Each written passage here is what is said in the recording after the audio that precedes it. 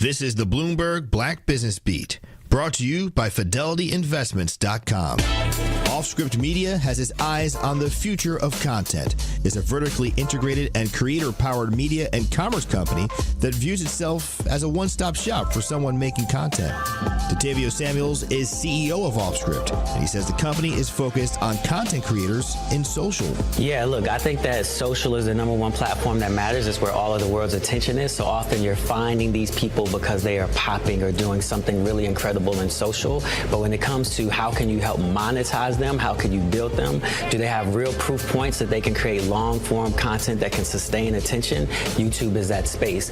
Offscript is charting new territory, taking the more traditional idea of an A&R at a record label and updating it for the digital age. I'm Bloomberg's Justin Milliner on the Black Business Beat.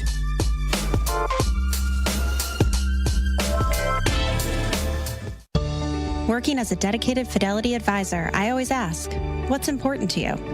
I'll look at those priorities and goals alongside your full financial picture to build a comprehensive plan designed to help grow and protect your wealth. With proactive portfolio insights and an eye on taxes, I'm here to help you make the most of your money. I'm Laura Maxwell, and I'm a dedicated Fidelity advisor. Learn more at fidelity.com/wealth. Investment minimums apply. Fidelity Brokerage Services, LLC, member NYSE, SIPC. Time is valuable. That's why Lowe's Blueprint Takeoffs turn blueprints into quotes faster. Bring us your plans, and we'll generate itemized material lists to make quoting easier so you can get back to building. Plus, at the Lowe's Pro Desk, you get access to thousands of building materials not sold in store. And when your order's ready, we'll deliver everything to the job site. Improving is easy at Lowe's.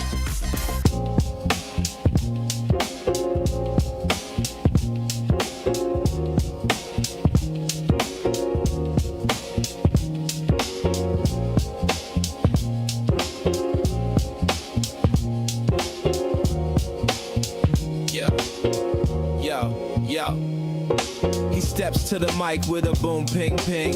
Wisdom sharper than a beast's fierce sting. Words like fireflies that light the night. He turns the dark into blazing bright. Boom, ping, ping, the truth takes wing. Milwaukee's voice, let the city sing. Boom, ping, ping, hear the freedom ring. Sherwin's the king, all the airwaves king.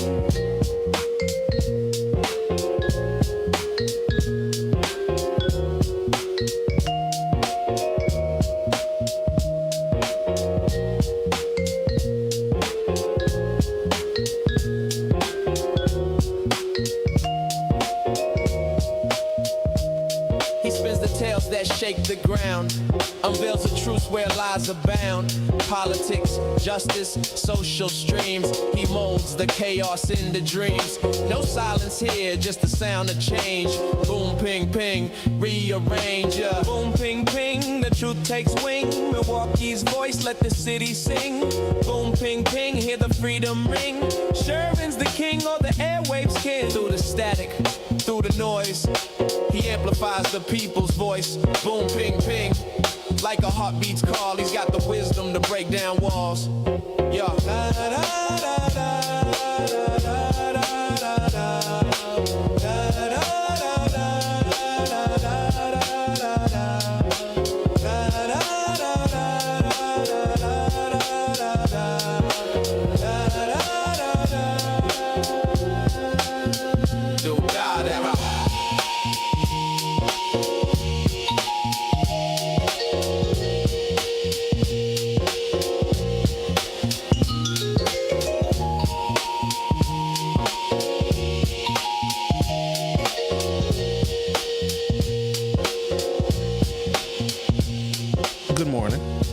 Welcome to the program.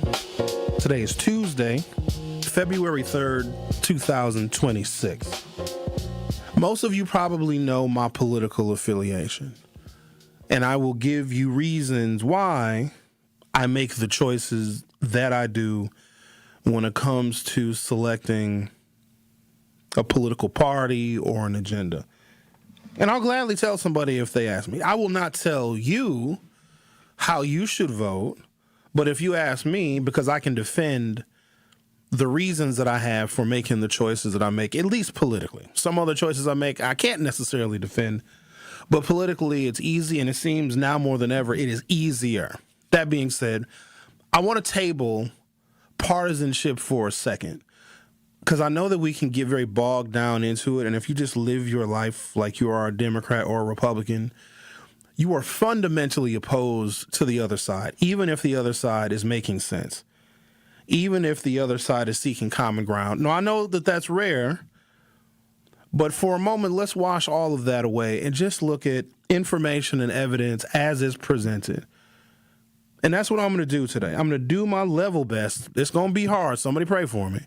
To stay away from partisanship, because it's just too easy to look through the partisan lens and to hate all the Democrats because you're a Republican, or hate all the Republicans because you're a Democrat, and then dismiss everything that they do just based on your partisan feelings. I want to do something today, and I've never really done this before, like I want to do it today. And it's going to take a tremendous amount of discipline. I'm not even sure where I'm going to muster all of this discipline up from, but I just want to present to you just information, just basic fact. And then I want you all, regardless of your political affiliation, Democrat, Republican, some of you call yourselves independents, which to me are just in the closet Republicans. That's totally fine. But make a decision just presented on the evidence, because we need that kind of discernment now more than ever, because partisanship is blurring lines, and there's a whole bunch of gray area when you just look at political affiliation. So I'm going to present information in an unbiased way as best I possibly can for you to make your own decision. Because I'm starting to see, and Democrats and Republicans will both do this, there will be something that is presented that is objectively true, but the partisans will tell you not to believe what you're seeing. Don't believe your lying eyes. Believe what we tell you as the Democrats or as the Republicans. Don't believe the actual fact. Don't believe this journalist, because this journalist, they're biased. They're a Trumper. Don't believe this journalist because they're a part of the liberal media. Ladies and gentlemen, some journalism is honest, it's decent, and it's fact-based. And I think that we are losing our ability to decipher real, honest journalism.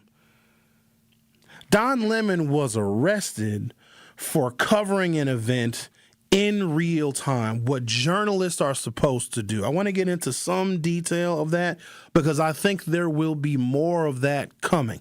And the administration will have good reason to either arrest journalists or at least intimidate some from covering certain stories. Because that's all you got to do.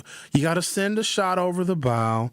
You got to let, especially a new journalist that might be kind of naive, they're not connected with some big media firm that's going to protect them, that has millions and millions of dollars invested in their legal team. If you're like an independent journalist and you get sued or you get charged or indicted by the Trump administration, whether you go to jail or not doesn't matter. The hell they put you through is the indictment itself, you see. And because most people, they don't want to deal with getting indicted, and then the FBI comes to your house and then they arrest you, or they come and arrest you from work. Some people would rather not deal with that. And to not deal with that possible scenario, if you raise the ire of this administration, some journalists just won't cover the story. I'll present to you objective facts that are not tainted by political bias. I just want you to come to a simple conclusion, because this conclusion, I think, may guide future decisions that we make as individuals, as citizens, as residents, as voters, whatever. For a moment, you have to step away from the partisanship and just look at the world as it is. Because when I put my glasses on, I put my contacts on, they are clear. In fact, if there's any bias on my glasses, like maybe a smudge, a little dirt, I wipe that bias off so I can see clearly. What happens is we get Democratic fingerprints or Republican fingerprints on our lenses, and then that is all that we are able to see because we are distracted by the smudge of partisanship.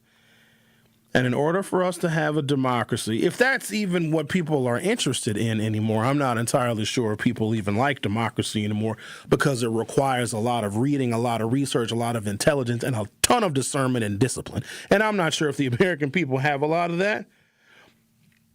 But if we are interested in keeping, maintaining, and building and fortifying this democracy, so something like this doesn't ever happen again, we have to have the ability to step away from partisanship. Because right now I'm starting to see information and really good journalism, solid journalism that needs to be discussed and promoted because it helps us see a little bit more clearly. And so I'm going to try and present it in a way that does not show my partisanship. Well, you guys know how I vote. I don't know how many times I talked to Kamala Harris and Jasmine Crockett and Hakeem Jeffries and Jim Clyburn. I even interviewed Joe Biden. None of it mattered. It didn't, because Wisconsin is a red state. But I tried. Before I really get into it, before I take my first break, recall other presidents that you may be familiar with, and not from the Epstein files. Like Barack Obama. However you feel about him. George W. Bush, Bill Clinton, any of them, Jimmy Carter, Gerald Ford, whoever. There's something that American presidents have had in common. And this is not me being partisan, because this is a trait, a characteristic that we used to admire in presidents regardless of their political affiliation. They'd have these characteristics, this kind of charisma, where they showed compassion. Even if we didn't like their policies were not helping and they were favoring the rich, because there's always been some of that in American politics. One group gets favored over another. One group is suffering.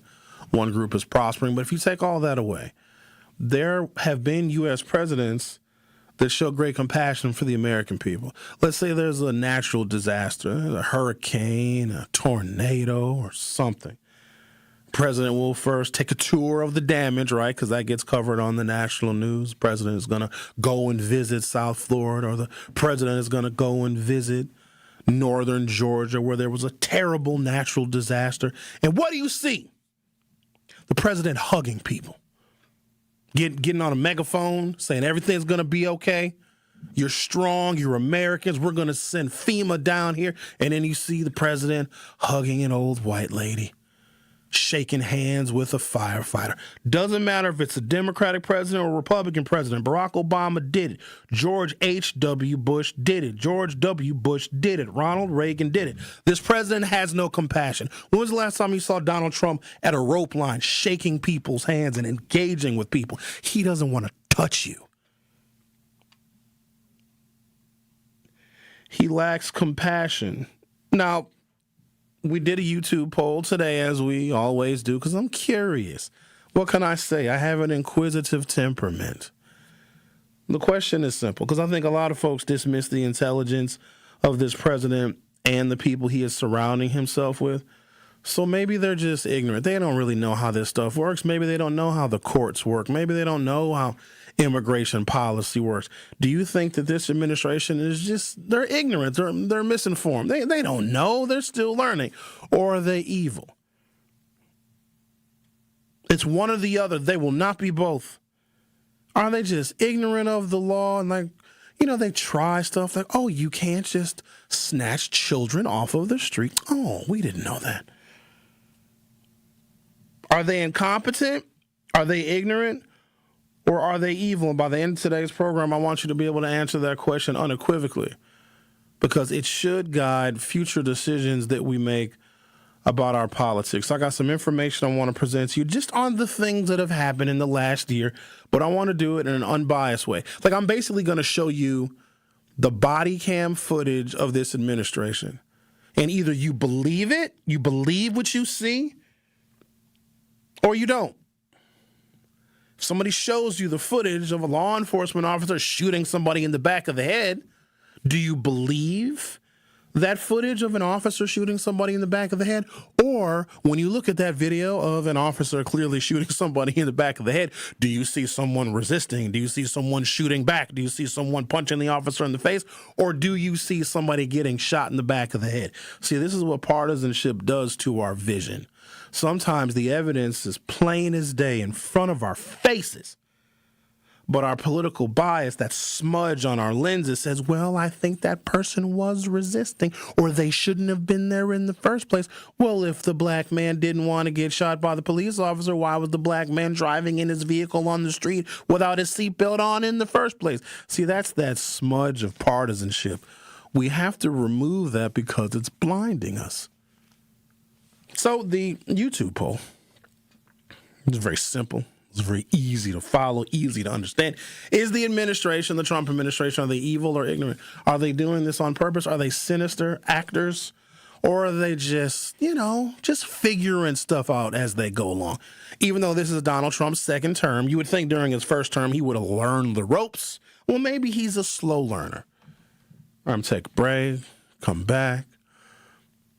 I want to talk about some expenditures, especially as they relate to this thing that we are very familiar with called mass incarceration. Personally, I thought we were done with it. We are not.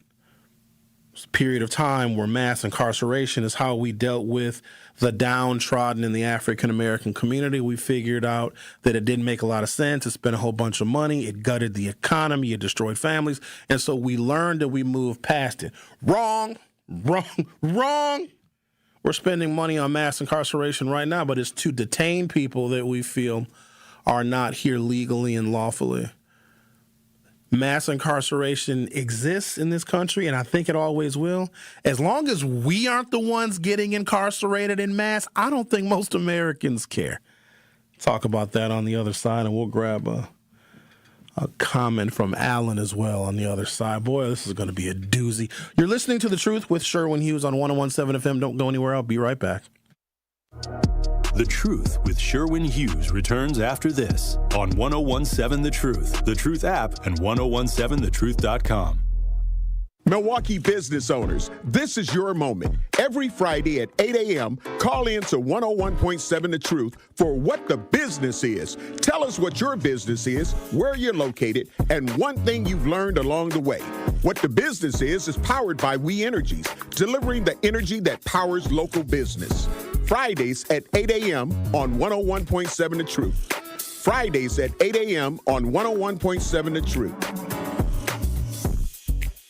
KBN Nation, it's that time of year where I'm watching people on the football field thinking about the injuries they might have and thinking about the injuries you might have. QC Kinetics is your go-to to make sure that you knock those injuries out so you can get back on the playing field of life. QC Kinetics is the nation's leader in regenerative medicine, using advanced cellular treatments to get your body right, heal it up, restore that damage in your joints for the long term. When I was playing, there was nothing I didn't do, no stone left unturned to make sure that I could get the right treatment, and you need to do the same for your body. If you've been told that surgery or drugs are your only options, I'm here to tell you that QC Kinetics is a different option that can allow you to get your freedom back, a pain-free life, and no long road to recovery. You're going to have a free consultation that allows you to see what's going on inside those joints and be able to get your personalized path back to a pain-free life. That pain-free life is on the other side of a phone call for your free consultation at QC Kinetics. Give QC Kinetics a call today at 414-285-3474. That's 414-285-3474, 414-285-3474.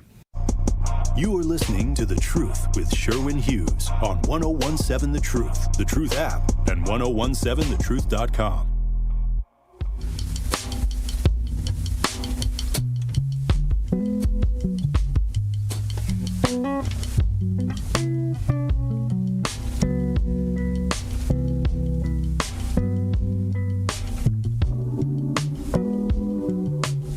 If you haven't done so already, go to youtube.com or open up your YouTube app from your smartphone or other mobile device. Search 1017 The Truth, hit subscribe, and you'll be able to vote in our very simple poll. I'm just trying to get an assessment from the individuals who watch this program on the YouTube. Is the Trump administration evil or ignorant? Are the things that they are doing and the way in which they are executing the federal law, because please remember that the President of the United States is the nation's chief law enforcement officer. A lot of folks may not have known that, and that's basic civics 101. Congress creates the law. The President is the executive. He executes the law. President can't make a law. President can suggest a bunch of stuff. Congress makes the law, and Congress has the money. But it seems that this Congress has been, accommodating to this executive. They kind of let him do their job, and nobody really seems to mind, even though that is a major violation of the separation of powers. But all that fine print stuff in the Constitution doesn't really matter. So do you think that the administration is just, maybe they're misinformed? Right. Okay, so they did say they were going to go after the worst of the worst criminals, the rapists and the murderers and the bad people. Okay, but if they have to detain a 5-year-old kid wearing a bunny hat, well, they didn't mean it. They just made a mistake. Are they intentional in executing these warrantless searches of people's homes, or are they just making clerical errors? Let's talk to Alan. You're on 101.7 The Truth. How are you? I'm doing great. How are you? I'm coming back from the weekend. We had to do a lot of shopping. But outside of that, I'm doing all right. Cleaning the house, shining the floors up here. Well, how come you're not talking about, I get what you're talking about. How come you're not talking about Crowley? That guy, he's in some hot water here. And also about I was listening the other day, you were talking about the slumlord here, that Beretta guy. And that's the main reason that we got the problem with these clowns. They got this thing called team management, TEAM for any listeners. From what I've been hearing, I've been going around knocking and talking to people. They're slumlords too. And they didn't like when I talked to him. A young man got mad and hung up, so we're going to have to go down there. And when I do, I'll come and say hi to you. But no, that's okay. About Trump. Yeah, no, slumlords are a big thing here in Milwaukee. And the main thing, our problem with these guys, by their name is Selsner Orange Developers, and they're doing business as Wisconsin Redevelopment, which is an LLC. So what they do is they get these two Anderson Webb, these two black women, stand in front of them and get minority grants. Alan, I know you have a lot to say about everything, but what does this have to do with anything that I'm talking about, that I'm discussing? Well, you're talking about President Trump and how you're coming. Here's what I was thinking. Okay. How you're coming at that is an entirely partisan. You feel about him how I and many, many, many millions of Americans felt about Joe Biden. I think Biden was the most crooked, and that's saying something because you got to go back to Teapot Dome and that. You're a student of politics. You don't think I'm dumb. I mean, I know you try to dismiss us sometimes, but off the top of my head, I could probably riff with you. That being said, if I look at this compassionately, okay, I take myself out of the reality and I just look at what's going on here. I maybe feel sorry for this, but then I got to ask myself, how can there be spontaneous, air quote, which I hate, demonstrations around the country? They all have the same. I just got tired of listening to him. I just got tired of it. I didn't see any value in anything he was saying. I would ask him some stuff like, compare some of the things that Joe Biden did that had this kind of negative, pervasive effect on the country, the people, and our standing internationally, and it would just be a bunch of stuff that he feels. No objective policy. In fact, just he didn't like Joe Biden. I mean, some days Joe Biden probably didn't like Joe Biden, but I don't know if you can do a direct comparison. So I just got tired of listening to him because remember, I'm trying to be unbiased today. I'm trying to present information as it happens. I am troubled by the arrest of Don Lemon because I think it's going to send a very chilling message to journalists. So there's a law. It's called the FACE Act. If you want me to get into it, I can, but you guys have the same damn Google that I have.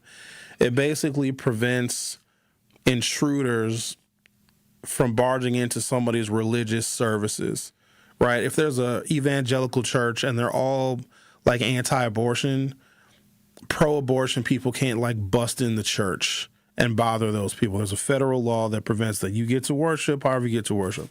Well, in Minnesota, there were some people that were a little angry that a pastor of a particular church was also an immigration and customs enforcement officer. And so in Minnesota, they're doing a bunch of protesting. And so they went into this church and they called the pastor a hypocrite, blah, blah, blah, blah, blah. Well, Don Lemon happened to be in Minnesota covering the events. Don Lemon also entered into the church and tried to get commentary from people, including the pastor. They are charging Don Lemon with being a protester, interrupting the church service. And here's a very fine line. Journalists are legally allowed to cover illegal events. Busting into the church, not legal. Can't do that. Wait till the pastor is done pastoring. Just wait till he's done. They went into the church. Ooh, that's bad. But journalists, if they're acting in their capacity as such, are allowed to cover illegal activities. Don't believe me? How do you think you find out about robberies and homicides and rapes and child abductions and, the Epstein files? Because journalists have an obligation to cover stuff that's illegal so we, the public, can be informed. That's all Don Lemon was doing, and they arrested him for that. Now, the charges probably aren't going to stick, but that's not the point. If anything, it's probably going to platform Don Lemon even higher. But for other journalists that are nervous about being on the wrong side of this administration, they may not cover the story. I just want you to know what happens to our world when stories are not being covered, when really bad things are happening, when people are disappearing. And I got a story right here. I got several where people are actually disappearing. And the journalism that is shedding a light on these disappearing people. And I also have to keep in mind, I'm dealing with a lot of people in this country right now that have no compassion. They have no compassion when it comes to other people. They have no compassion when it comes to other people's religions, other people's race, other people's heritage. They're only concerned about themselves, their race, and their heritage. So a lot of this stuff I'm going to say is likely going to fall on deaf ears, because if you don't want illegals in this country because you think they're less than human, if I tell you that we are building concentration camps and have $55 billion set aside to build them, and I'm telling you that we are putting quote-unquote illegal people in those concentration camps, some of you may not care. Some of you think that is exactly where they belong. If I told you that at one point in time there were, 1,800 people at Alcatraz, and then all of a sudden 900 people mysteriously disappeared, like we have no record of where they are, because they had to close Alcatraz. You guys heard about that. It was a detainment camp or facility, like a prison, where they were going to hold the detainees, the illegals, before they shipped them back. Well, a judge was like, yeah, you can't have a concentration camp that's surrounded by alligators. Cruel and unusual punishment, like you can't do it. It's unconstitutional. So the Trump administration was like, oh, fine. Now we don't know where. I have a feeling I know where the people are that we can't find. But again, I want to be unbiased because I want to try and ascertain, is this administration ignorant or are they evil?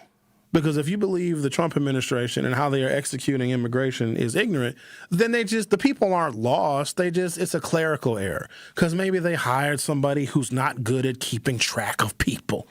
Maybe the Trump administration had to hire somebody to do the accounting of checking everybody into the detainment facility. When they go and they round people up, somebody might have fudged the math because, maybe they're ignorant. Or they disappeared these people on purpose. And nobody cares because we have dehumanized them and said they shouldn't be in this country in the first place. It is one or the other. It likely is not both. Either they're just, oopsie. Oh, I thought I wrote down Jorge Gonzalez's. No, I didn't write it down. No, he's fine. He's right here. Or Jorge Gonzalez is gone. But there's no record of him leaving.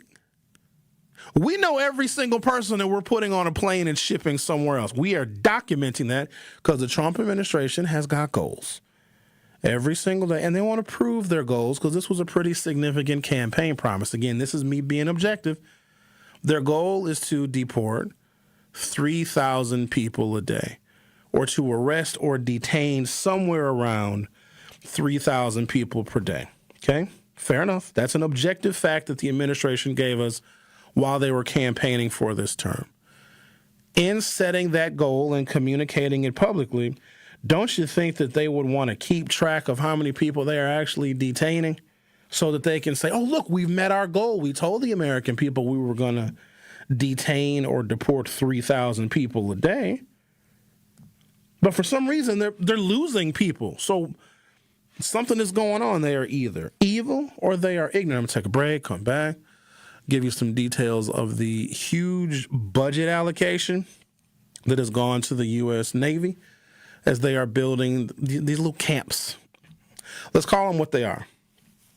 Concentration camps. Makes me wonder why y'all made me even study the Holocaust, because the whole point was to never forget. So, it never happens again. Happening right now. Right in front of your face. Right in front of your face. They built a facility surrounded by alligators so that if people who were detained, some of whom were in this country legally because they had status granted to them by the Biden administration. I don't know if you guys know this, but sometimes we need people from foreign countries to come to America. I have got a half dozen or more categories of employment that are in such labor shortages, the United States, the economy is failing. And so sometimes we have to bring people over from other countries to fill some of these labor shortages because Americans just are not taking a bunch of these jobs. I'm going to talk about that a little bit later on because there is a justification for bringing people over here from other countries because Americans, just when it comes to these different categories of employment, we're empty. You know what the main category is? Teachers. We don't got nobody to teach anybody. That's crazy. Like, we'll tell our children, go do HVAC, go be a welder, go be a carpenter, but don't tell anybody to go be a teacher. How the hell are you going to get your welders and your carpenters and your HVAC people if there ain't no damn teachers? The Biden administration was like, yeah, we need people from other countries to come over here and work in tech and work in IT. Trump made each and every one of those people illegal overnight. I just think about this now. They were here legally and lawfully. Some of them were asked to come. They were invited to come. They had a job waiting for them. They had housing. They're not criminals. They're not stealing your welfare. They were given opportunities in the United States legally and lawfully. Trump made all those people illegal overnight. And some of them have been detained. And then they built Alligator Alcatraz as a concentration camp. And then the U.S. Navy, again, I'm presenting this information unbiased. This is just what the administration is doing. I'm just presenting it to you like a mirror. So they're taking somebody that had a job working in tech that came over here from India, and now that person is disappeared.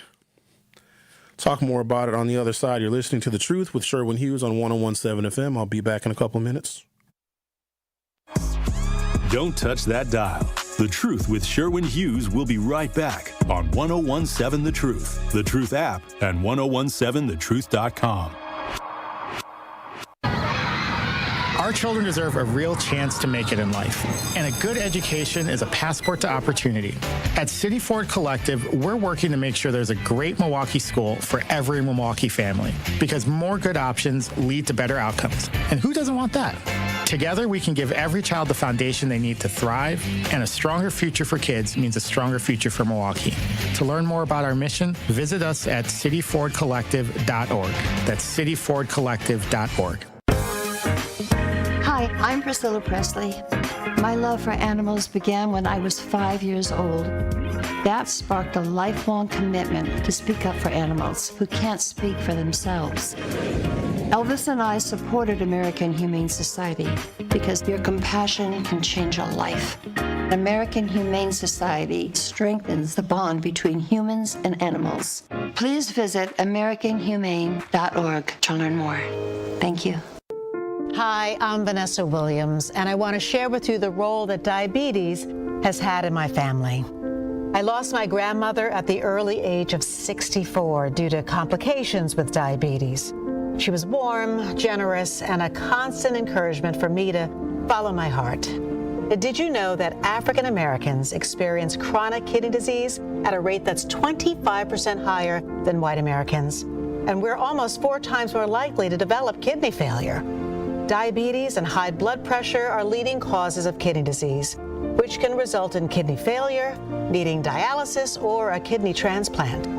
The good news is that you have the power to check out how well your kidneys are doing and learn ways to prevent them from failing. So go to your doctor and get yourself checked out. Visit linkbylovetv.org to learn more. Get the facts, get checked, and get healthy.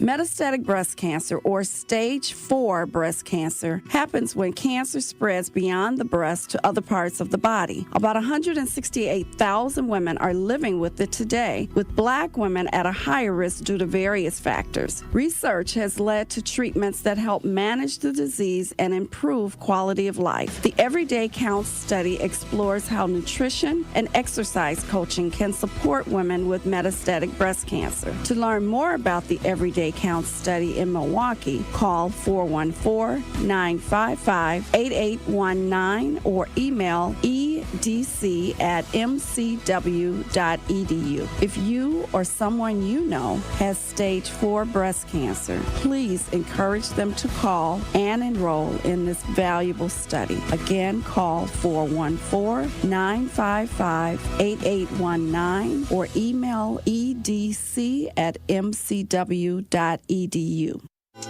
More of The Truth with Sherwin Hughes is next on 1017 The Truth, The Truth app, and 1017thetruth.com.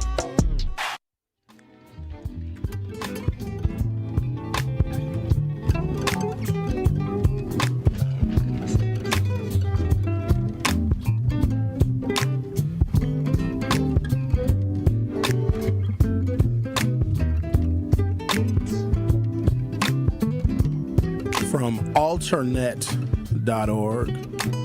In the wake of immigration agents' killings of 3 U.S. citizens within a matter of weeks, so Renee Good, Alex Preddy, and Keith Porter Jr., who none of y'all care about because he was a black guy, so we don't count him. Department of Homeland Security is quietly moving forward with the plan to expand its capacity for mass detention by using military contracts to create what Pablo Manriquez, the author of the immigration news site Migrant Insider, calls a nationwide ghost network of concentration camps. I'm just going to pause right there. Remember, I'm not being biased today.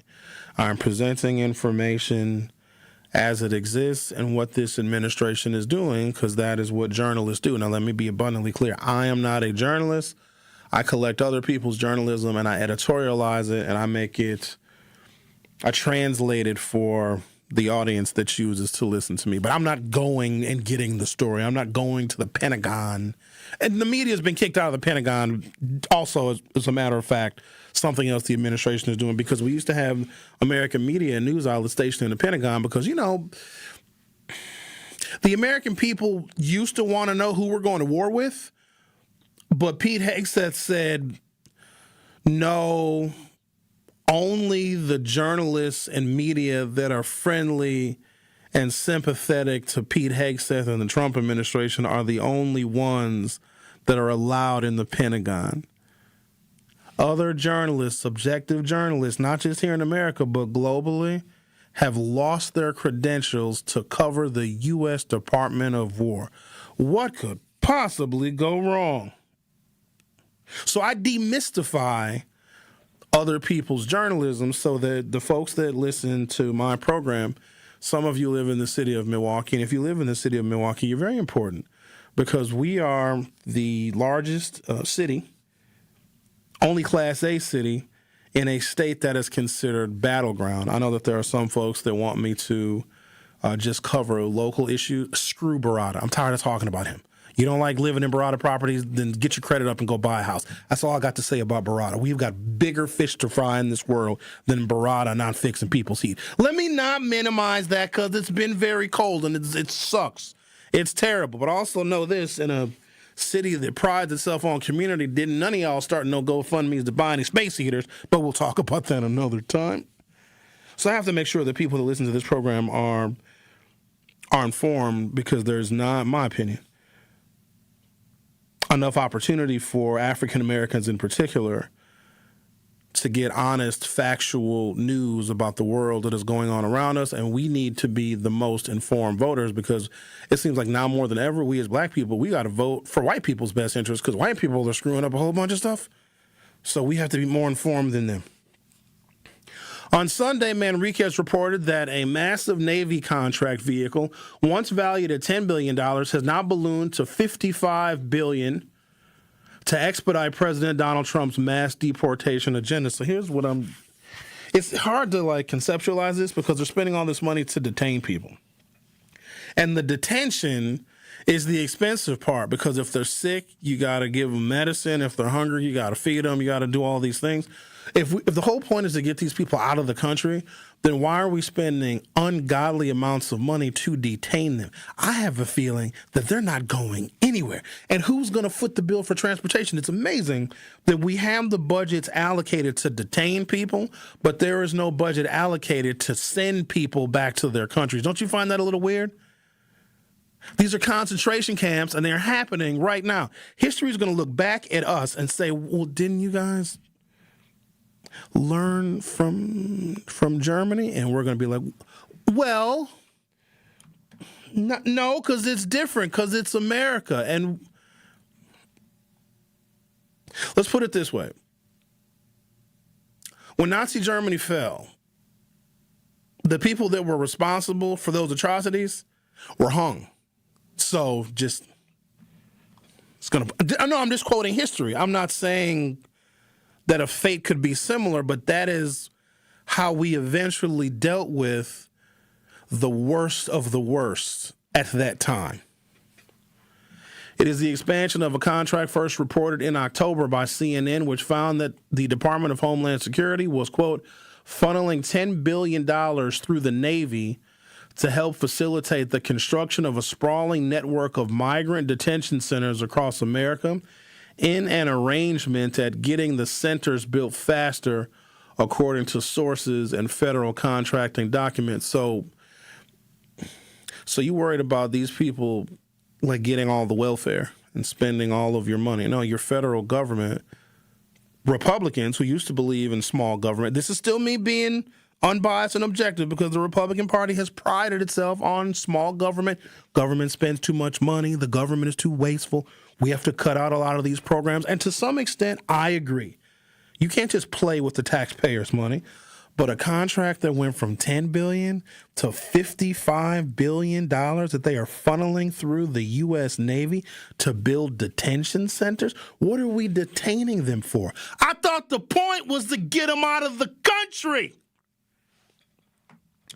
The report describes the money as being allocated for, quote, new detention centers, which are likely to be primarily soft-sided tents and may or may not be built on existing Navy installations, according to the sources familiar with the initiative. The Department of Homeland Security has often leaned on soft-sided facilities to manage influxes of migrants.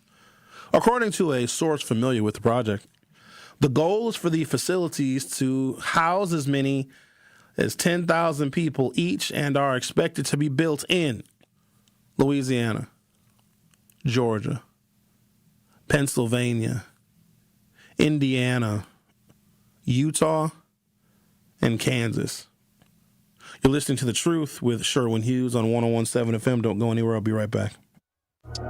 The Truth with Sherwin Hughes returns after this on 101.7 The Truth app, and 1017thetruth.com. In 1987, the Bucks took on the world and changed basketball forever. At stake, basketball supremacy in the United States. Bucks versus the World, narrated by Charlie Behrens, is the new season of Behind the Bucks podcast, presented by Gallagher, your trusted insurance broker and HR and benefits consultant. It's the untold story of the 1987 McDonald's Open, when the Bucks became the first NBA team to face the Soviet Union. Listen now on Bucks.com/plus, the Bucks app, the ESPN Wisconsin app, and wherever you get podcasts.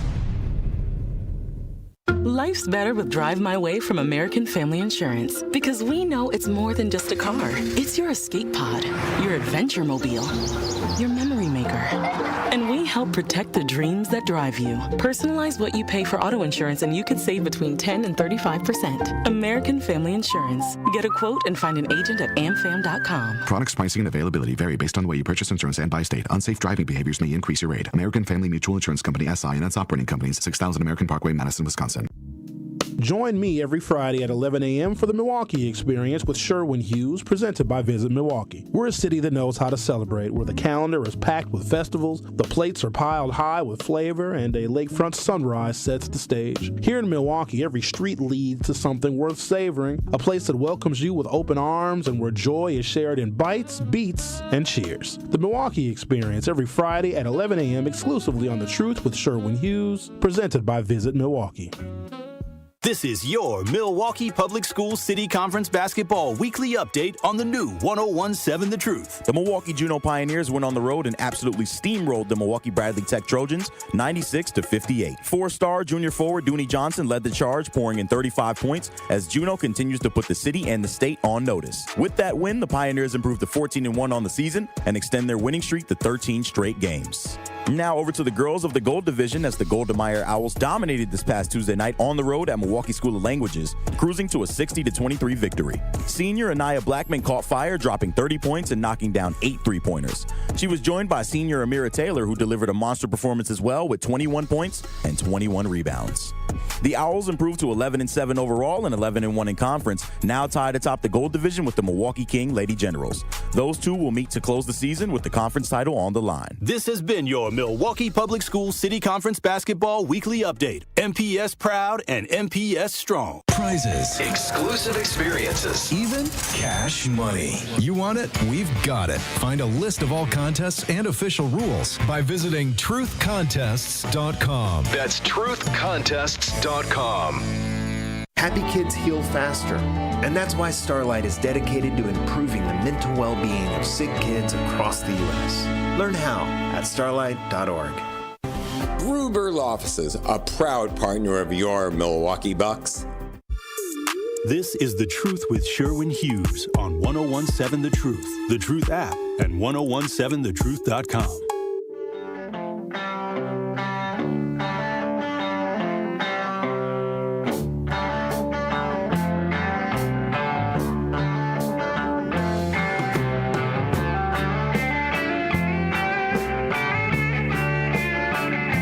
Our phone number is 833-212-1017. I think that there is something sinister afoot because the investment of $10 billion for the deportation effort, and you put this money in the military because the military can execute the deportation orders very, very quickly. So when you allocate the money, as an example, to the Navy, the Army, the Marines, and if the order is to, okay, we want to deport 1 million people a year, when you allocate the money to the military, because we basically create unlimited military budgets, then you can prevent like a bidding war from contractors. You can get money to the ground very, very quickly. But what was a $10 billion allocation, which is really, really expensive, and keeping in mind the first step is detention, like this is mass incarceration all over again, and I really thought that we learned from mass incarceration, we did away with it. I thought the point was just to deport the people. But what was a $10 billion contract, and this is what I want to bring to people's attention, this is why I want this to be alarming to people, but I think we're so inundated with everything that's happening, it's hard to be alarmed. The contract going from $10 billion to $55 billion does not suggest detaining people and deporting them. To me, it suggests permanent infrastructure of confinement. The point is supposed to be these people are in this country illegally and they're taking our jobs, right? That was what made the campaign, I think, get the momentum that it had. Oh, they're taking your jobs, you're out of work, your wages are too low because these immigrants are coming over here and taking your jobs. So then why are we spending $55 billion of taxpayer money to keep them here permanently? The contract states that the money is being repurposed for, quote, TITUS, T-I-T-U-S, an abbreviation for Territorial Integrity of the United States. While it's not unusual for Navy contracts to be used for expenditures aimed at protecting the nation, Manriquez warned that such a staggering movement of funds for domestic detention points to something ominous. And then he goes on to say, this $45 billion overnight increase, published just weeks ago, converts the United States into a geographic region for expeditionary military-style detention. It signals a massive, long-term escalation in the government's capacity to pay for detention logistics. In a world of federal contracting, it is the difference between a temporary surge and permanent infrastructure. We are building concentration camps, not to hold people until they can see a judge, but we're holding them permanently. He says the military funding mechanism is meant to disperse funds quickly without typically having a bidding war amongst contractors, which would create a period of public scrutiny. Using the Navy contract means the new projects can be created with, quote, task orders, which can be turned around immediately, especially when specific dates and locations are identified by the Department of Homeland Security. It means the infrastructure is currently a ghost network that can be materialized anywhere in the United States the moment a site is picked. So they can say, hey, Port Washington, we're going to build a tent city of migrants here. We can move the money immediately because it's being pushed through the U.S. military, through the Navy.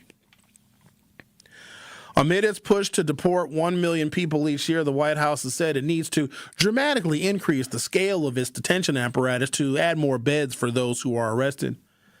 But Manriquez said documents suggest, quote, this is not about bed space. It's about the rapid deployment of self-contained cities. Again, I'm just presenting the information as it exists. So they told us, and I think a lot of people got excited about that, like, yay, we're going to get all these people out of here that are bringing in the drugs and the fentanyl. All of a sudden, I haven't heard anything about the migrants bringing any drugs and any fentanyl. And instead of getting them out of the country and deporting them and sending them back to where they came from, we are building permanent cities. Like, what is the good that comes of that? And what are we going to do with those people? Why are we housing them? How are we going to feed them? How are we going to give them medical care? And who are the journalists that are going to cover these ghost cities that can appear anywhere? And they have a special mechanism to move the money very, very quickly to create these ghost cities of migrants. Who asked for this? In addition to tent cities capable of housing thousands, contract line items include facilities meant for sustained living, including closed tents likely for medical treatment and industrial-sized grills for food preparation. They also include expenditures on what they call force protection equipment, like earth-filled defensive barriers, 8-foot-high Connex box walls, and weather-resistant guard shacks. Eric Fingal, an epidemiologist and health economist, said the contract's provision of materials meant to deal with medical needs and death was extra chilling. According to the report, services extended to, medical waste management with specific protocols for biohazard incinerators. Do I need to translate that for you? I'm going to read it again for history. Eric Fingal, an epidemiologist and health economist, said the contract's provision of materials meant to deal with medical needs and death was extra chilling. According to the report, quote, services extended to medical waste management, dead bodies, with specific protocols for biohazard incinerators. Those are ovens. Those are crematoriums. It's in the report. I'm being unbiased. I can't help it. Your country is building concentration camps and incinerators.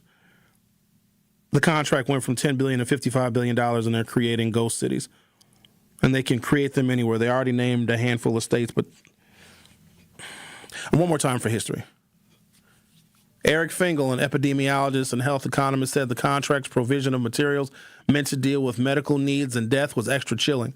According to the report, services extended to medical waste management with specific protocols for biohazard incinerators. Incinerators, it's kind of a loaded term.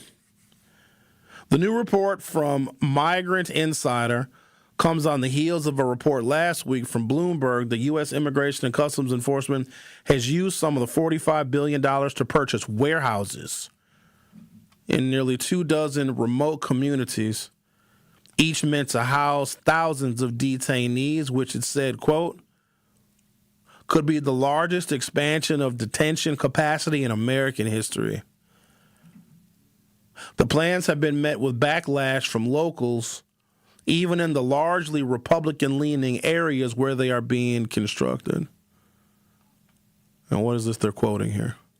This month, demonstrators protested warehouse conversions in New Hampshire, Utah, Texas, and Georgia after the Washington Post published an earlier version of the conversion plan. In mid-January, a planned tour for contractors of a potential warehouse site, to warehouse people, by the way, in San Antonio was canceled after protesters showed up the same day, according to a person familiar with the scheduled visit. So at least the people in these towns don't want concentration camps and human incinerators built in their cities. At least they're protesting that. In Salt Lake City, the Ritchie Group, a local family business that owns the warehouse ICE identified as a, quote, future mega center jail, said it had no plans to sell or lease the property in question to the federal government after protesters showed up at their offices to pressure them. Remember, Utah is about as red a state as you can possibly get. On January 20th, Senator Chris Van Hollen, a Democrat from Maryland, joined hundreds of protesters outside a warehouse in Hagerstown, Maryland, that was set to be converted into a facility to hold 1,500 people. The senator called the construction of it and other detention facilities one of the most obscene, one of the most inhumane, and one of the most illegal operations being carried out by the Trump administration. Reports of the new influx of funding from the Navy come as Democrats in Congress face pressure to block tens of billions of dollars in new funding for DHS and ICE during budget negotiations. The Truth with Sherwin Hughes will be back for hour 2. Yes! We got some news for you. Sister Bailey. Yes! Inform Truth Nation. Yes! What is coming and what they need to do. They need to mark their calendars. Yes! For Friday, February 20th, for the second annual Truth Community Awards. Read! Hosted by Home of Love. Yes! And your girl, Bailey Coleman. Talk to me! Celebrating individuals making a real difference in our community. And here's the important part. Yes! Tickets are on sale now. Visit 1017thetruthAwards.com to learn more. Woo! 5:30 to 8 p.m. at Venue 3. We gonna be there! We gonna be there! We gonna be there! We gonna be there! The Truth Community Awards are sponsored by Gruber Law Offices, Steinhoffels, Milwaukee College Prep, Cousin Subs, Venue 3 at the 3rd Street Market Hall, and the Milwaukee Bucks Foundation. When I was diagnosed with Hodgkin lymphoma, I had so many questions. I didn't even know that it was cancer. Now I do. It is cancer. Blood cancer. It's actually one of more than 100 different types, and they're all treated differently. Now, unlike some other forms of cancer, usually there's no tumor. You can't screen for it to prevent it, and the symptoms can look like other things, so it could be hard to diagnose. I had a fever for weeks. I was so tired all the time. I didn't feel like eating or doing anything else for that matter. And I know that this can feel scary. But if you know what to look out for, you'll know what to tell your doctor. And you'll feel more empowered to take the next steps. Like getting in touch with the people who know the ins and outs and can help with everything blood cancer related. Blood Cancer United. They work one-on-one with each person who reaches out to answer questions and offer resources. Blood Cancer United was there for me, and they can be there for you. Go to bloodcancerunited.org to learn more. I take care of the kids, and I take care of my dad. I take care of things at work. The groceries, the cleanups, the meltdowns, the doctor's visits, the family events, mealtimes, bedtimes. I take care of all the things everyone else needs. But I haven't made time to take care of what I need. Family caregivers are often overloaded. It can feel overwhelming and exhausting. It's no surprise that millions of caregivers experience symptoms of anxiety and depression every year. But help is available, because there may only be one you, but you don't have to do it alone. Head to mentalhealthcareworks.org. That's mentalhealthcareworks.org to learn how to get the support you deserve, because mental health care works when you make the call. If you're experiencing a mental health crisis or thoughts of suicide, dial 988, a message from the American Psychiatric Association Foundation. Listen to the man who tells you exactly how he sees it. The Truth in the Afternoon with Dr. Ken Harris every weekday from 4 p.m. to 6 p.m. on 101.7 FM, 1510 AM WGKB Waukesha and W269DL Milwaukee, a locally owned Good Karma brand station. It's The Truth with Sherwin Hughes on 101.7 The Truth, The Truth app, and 101.7thetruth.com.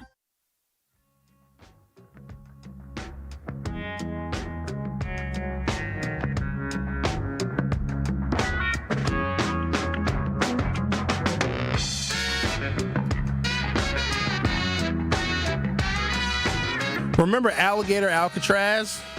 We don't really hear about it anymore because the judge basically said, oh, you can't do that. You can't have alligators surrounding a detention facility because apparently it poses some kind of a risk. Alligator Alcatraz, a Florida soft-sided facility. So soft-sided means there's no hard buildings. They just use canvas tents. It was in the Everglades, held a peak of 1,468 detainees with around 1,800 total immigrants passing through by late July of 2025. That's according to NBC6 South Florida and YouTube. The facility saw over 95% of detainees from Latin America, with hundreds later disappearing from public databases, triggering allegations of secret deportations and a lack of attorney access. Oh, that could be one thing, but the question that we're asking you via our YouTube poll, because you know we do a YouTube poll every day, and we're collecting the data and doing nothing with it. Actually, we're not collecting the data. Is this administration ignorant or are they evil? I'm just presenting to you things that have already taken place in the first year. And there's still 3 more years to go. So they're just getting started. They're just in the first quarter. And so is it just the incompetence of the people? Maybe Donald Trump doesn't hire the best people and the smartest people. Maybe these people don't know government so good, but they're loyal. I've always been torn when companies and businesses do this, or even when government agencies do this. Do you hire the people that are really, really good at executing the work, doing the job effectively and efficiently? Is that where you prioritize people, or do you prioritize loyalty? Do you want the job done and executed even better than described, or do you want people that are loyal? Because sometimes, ladies and gentlemen, loyal people are dumb as a box of rocks, but they're loyal. They'll follow direction. They won't ruffle any feathers. Everybody likes them. They drink the Kool-Aid. They suck at their jobs. I mean, they're really, really bad. In fact, they're so bad at their jobs, they drag down overall performance. Because there are some people, I know this is weird nowadays, they go to work to do and execute their job, and then they take their asses home. There's those people, they're rare, I know. And it's very rare that somebody actually does their job, and then they do it real good, and then they go on with their life. There's some people that are just like super loyal. The job is just like, the job is okay, but I do whatever they tell me. When it comes to being good stewards of the taxpayer's dollar and executing law, Sherwin Hughes personally, this is me as an American citizen saying this now, as an unbiased host of a talk radio program, I want the best people in those positions that know the job very well and are executing the job as described and maybe going above and beyond. But whenever loyalty begins to replace competence, then you start to see the breakdown. I have some stuff here. I don't know if I'm going to get to it because 3 hours is not a long time. It's when like the owner of a business or maybe the head of a department hires one of their friends to be a manager. Then when the team fails, you don't blame the manager. You blame the people that are being managed, because remember, the manager was hired because they have a relationship with that department head or that business owner. Have you guys ever experienced something like this? And maybe that's what's going on in the Trump administration. Maybe there are people that are being put in place that are being hired because the manager or the secretary has a good relationship with them. So all of the people that are under the umbrella of this manager who was hired because of their loyalty, all of the people are doing a really, really great job, we think, but the manager gets all the credit. But then if the people are doing a bad job of executing the description of the job, you never blame the manager, you always blame the people, because remember, the manager is coming in with a relationship with the department head. And so is that what's happening in this administration? Do we have people that are not executing their jobs properly because they are ignorant and they were hired under this guise of loyalty? Or is what they are doing, what they are executing right now in this administration, is it evil? Alligator Alcatraz, a Florida soft-sided facility in the Everglades, held a peak of 1,468 detainees with around 1,800 total immigrants passing through by late July of 2025, according to NBC News South Florida and YouTube. The facility saw over 95% of detainees from Latin America, with hundreds later disappearing from public databases, triggering allegations of secret deportations and a lack of attorney access. If the Trump administration told everybody on the campaign trail that they wanted to deport 1 million people a year and they need 3,000 detainees or 3,000 arrests every single day, why are you, quote unquote, deporting people secretly? Don't you think that every single deportation would make news? It would be a press release saying, hey, look at the Trump administration. They're making good on their campaign promise. I don't think there's anything secret about it, because when it's something that Donald Trump and his acolytes campaigned on, they want the public to know, especially moving into the midterm elections. So why are they telling us that these people whose names are disappearing from the databases are being deported secretly? It shouldn't be a secret, because I think this is what a lot of people voted for. They voted for these numbers of people to be detained and deported every single day. And the Trump administration saying, we're going to get rid of 1 million people every single year, with a peak of like 11 million or something they ultimately want to get rid of, which is impossible math. But that's what happens when you hire incompetent people. The math gets a little fuzzy. Why did a contract go from $10 billion to $55 billion that is not just about detaining people? They're building permanent settlements. Why do they have to spend additional money on basically incendiary devices for biohazards? Like, what? I'm not understanding. But then again, they're not giving us the details of what happened to these people that are, quote unquote, disappeared. Because if they were being deported, we would know, right? We see the planes taking off. They used to show that. They show a big old cargo plane like, oh, look, these are the migrants that are being deported back to Mexico or South America. Now you're not seeing those planes on the tarmac anymore. So you got to wonder what is really going on. And when journalists like Don Lemon and others are incarcerated, it lessens the likelihood that people will cover some of the more sinister actions of this administration. And I believe that every American president, Democrat or Republican, they do things that are sinister. Obama bombed some stuff too now. He did some killing. He did a little bit of killing, because as an American president, you got to do a little killing, throw your weight around a little bit. What's the point of having $1 trillion military if you don't use it to murder every so often? Detainee population and data. Opened on July 3rd, 2025, the facility averaged 729 detainees daily, peaking at 1,468 on July 29th before dropping, with 894 reported in September of 2025. A July 2025 report indicated that over 95% of detainees at Alligator Alcatraz were from Latin America, with roughly 20% from Guatemala, 20% from Mexico, and 10% from Cuba. Missing detainees. By late August of 2025, the Miami Herald reported that 800 of the 1,800 detainees were nowhere in the ICE database, and 400 were listed with, quote, call ICE for details, leading to fears of administrative disappearance.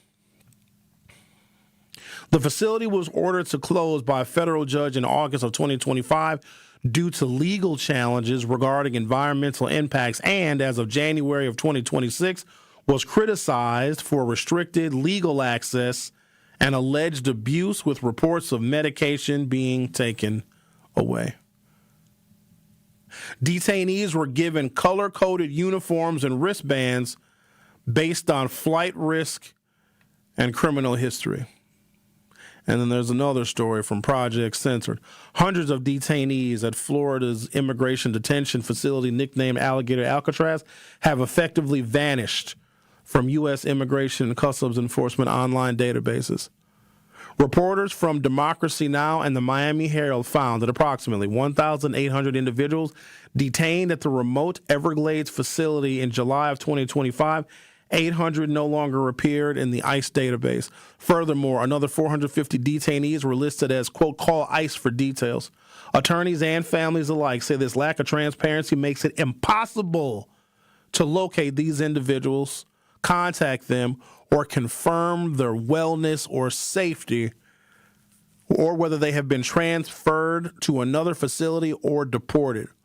A lawsuit filed by the American Civil Liberties Union against the state of Florida and the U.S. government alleges that a lack of due process violates the First Amendment rights of detainees and their immigration lawyers. Ladies and gentlemen, people are disappearing. They're disappearing. And we are building facilities that contain incendiary devices for biohazards. Now, I'm not making any kind of connection. I'm just presenting information as I'm receiving it. I'm letting you all form your own conclusion. But then that's why I'm asking the question, is this administration are they ignorant or are they evil? Because if they are evil, then maybe that leads you to different conclusions when you come to find out that hundreds, almost thousands of people are completely vanished. They call that an administrative disappearance. You have their information, you have their name, you have their date of birth, you have their country of origin, you have their photograph, and then all of a sudden those records disappear. If those individuals were deported, I'd like to think that there'd be some accounting of that, because that could be added to the total number that the Trump administration promised this nation it would deport.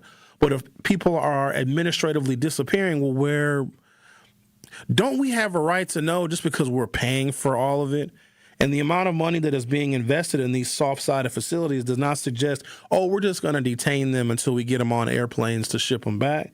It suggests permanent facilities. And take a break, come back, continue our conversation. Oh, don't worry, I have more information. But I'm presenting it in an objective, unbiased way so that you all can make your own decisions. And I am doing so in a very nonpartisan way. The Truth with Sherwin Hughes. We'll be right back. Don't touch that dial. The Truth with Sherwin Hughes will be right back on 1017 The Truth, The Truth app, and 1017thetruth.com. This Black History Month, 1017 The Truth, opening up the mic to Milwaukee's youth. Young boys and girls sharing what Black history means to them in their own words. I'll be reading and sharing your submissions with the 1017 The Truth audience all month long. Our voices, our stories. If you know a young person with something to say, share their message on social media, tag @ToryLow_King or 1017 The Truth. Let's amplify their stories together. Natural gas is a clean, reliable, and convenient source of energy delivered directly to you through underground pipelines. The pipeline system has an excellent safety record, but there are clues that can help you identify a potential hazard. If you smell the strong odor of rotten eggs, hear an unusual hissing sound, or see blowing dirt or debris, it could be a natural gas leak. Leave the area immediately and call We Energies at 800-261-5325. We Energies. People you can trust. Energy you can depend on. We need to optimize the PID controller for smoother robotic movements. Our data analysis shows a significant correlation between the variables in both control groups. The test shows you've experienced an acute myocardial infarction. As you'll see on the syllabus, this course will largely focus on the Mesozoic era. Get your child the access every child deserves. Enroll your K through 8th grade child by February 28 at Milwaukee College Prep, mkeprep.com/enroll. Dad's gonna be far side, good. What should I do with my dress? Do little wiggles. The slate's coming in. What does it feel like when you're down or having a bad day? It feels sad, like you just don't want to do anything. All my little emotions in my head is just running crazy. I don't know what to do. As a teacher or coach, do you ever feel overwhelmed supporting kids' mental health? I had never experienced players being so down that they can't even participate. He's just in tears in the huddle. I didn't know what to do. Teachers need tons of help. Kids Mental Health Foundation offers educational materials to help guide conversations with our students. It's so important that we are constantly educating ourselves. It's the same as the CPR class to me. We're trying to save a life here. The Kids Mental Health Foundation has free tools and information developed by experts because kids' mental health starts with all of us. Scan the QR code or check out kidsmentalhealthfoundation.org to get started. More of The Truth with Sherwin Hughes is next on 1017 The Truth, The Truth app, and 1017thetruth.com.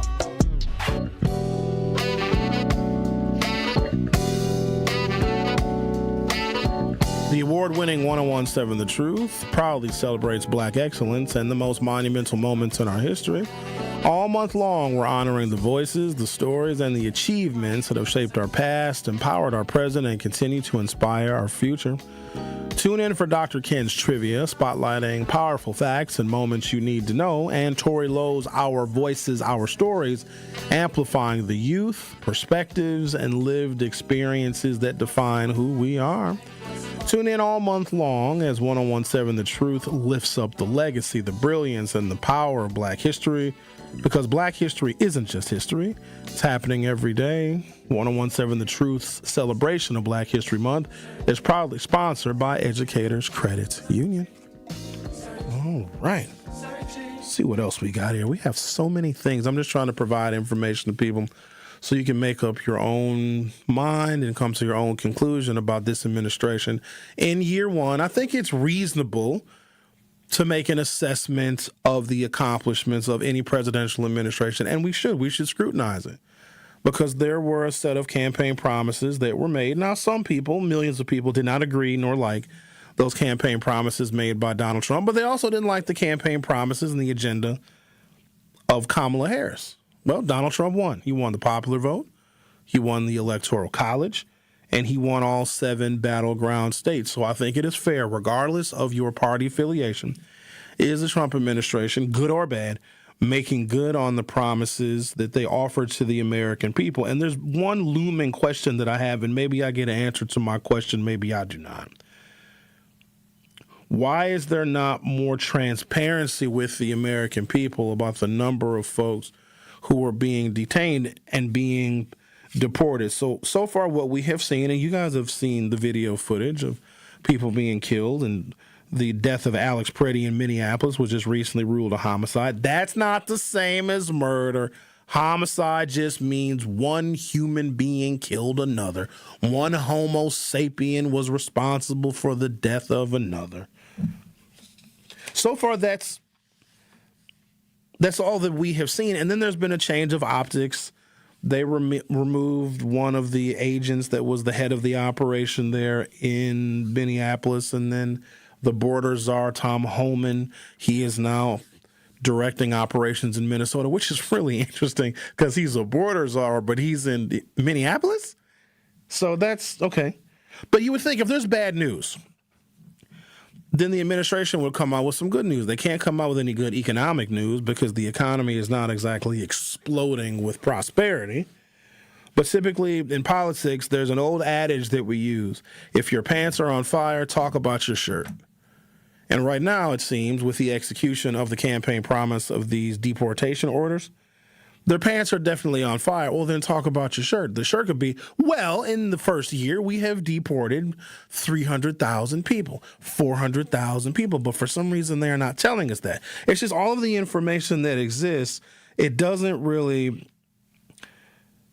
sound very coherent. If the objective is to deport people that are in this country illegally, that are voting illegally, that are getting welfare benefits illegally, if the whole point is to get them out so the American people can be put first, because remember the whole America First agenda, then why is a $55 billion contract being passed through the Navy to build permanent facilities for these people?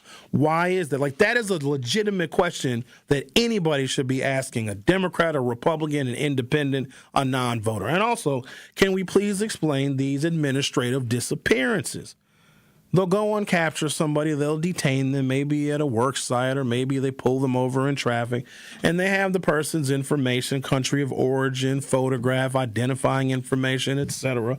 And then all of a sudden, a couple of weeks later, a couple of months later, there is no record of that person at all. That's very alarming, because there are, believe it or not, some people who were granted access to this country legally through the Biden administration. Well, Donald Trump is no longer recognizing any of those individuals that were given access to this country legally now that Donald Trump is president. And think about how, just on the basis of fairness, regardless of how you feel about these folk, if you were told, no, we have access for you to come to America, we have a job for you, you've got a specialized skill that we need here in America, we're going to give you a 3-year work permit and a visa, you're basically as good as legal. No, you're not a citizen, but you are here in the country legally, and you have been invited by XYZ company, business, corporation, because they made a request of the federal government that they need you to come here from China or North Korea or South Korea, wherever you're from. And then the Trump administration says immediately with a stroke of a pen, you are now illegal and you can be detained and deported. And they are doing exactly that because they have the lists of the people who were granted that kind of asylum here in the United States. Asylum is probably not the right word, but temporary status. So the Trump administration has the list of people. They have essentially made all of those people illegal. Okay, fine, whatever. Let them have their day in court. Well, they're not seeing judges. With the vigorousness of the agenda to deport people, you would think that our immigration courts would be clogged. There'd be long lines. None of that. There is a plan, and it's happening right in front of Americans' faces, and I think we don't care as long as it's not happening to us, for mass incarceration to be reinvigorated. And for the individuals who we were told are going to be shipped out of the country, they are building permanent facilities. Immigration attorneys giving sworn declarations claim that, quote, obtaining in-person legal visits is incredibly challenging to the points of futility. It is also reported that detainees from the facility would be transferred mere hours before a scheduled appointment with their attorneys. One attorney wrote that he was unable to locate 11 of his clients who had been moved out of Alligator Alcatraz. Now, remember, some of these people have legal standing and status to be in this country. They do. Imagine being granted status by the Biden administration, Trump gets elected, and all of a sudden, you are now illegal. Someone might want to say, hey, wait a minute, let me plead my case. I was given status. Here's the job I'm working at. Here's who brought me over here. Because some folks working for some of these companies overseas maybe didn't even want to come to America in the first place. But if there's a company that has operations in Europe and they are opening up a plant and a facility in America, it happened with a Hyundai plant. In fact, it started to backfire on people. I want to say it was in some redneck southern state, maybe Georgia, where there were a number, like 500 people were brought over from South Korea to help set up this Hyundai manufacturing facility where ultimately Americans were going to work. It maybe was in South Carolina, one of them southern states. So 500 people were brought over here, and they were given legal status to come here and set up this plant, this manufacturing plant. Those people were not going to stay here permanently. They were going to set up the facility, train the American workers, and then go back to South Korea. Follow me on this.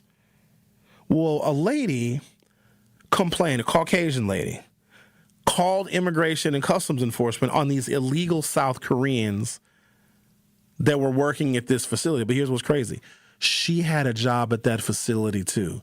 She calls ICE. The Trump administration deported all 500 South Korean people that were in this country to train American workers so that American workers could run that facility. Guess what? The plant never opened and all those people are unemployed because of that lady.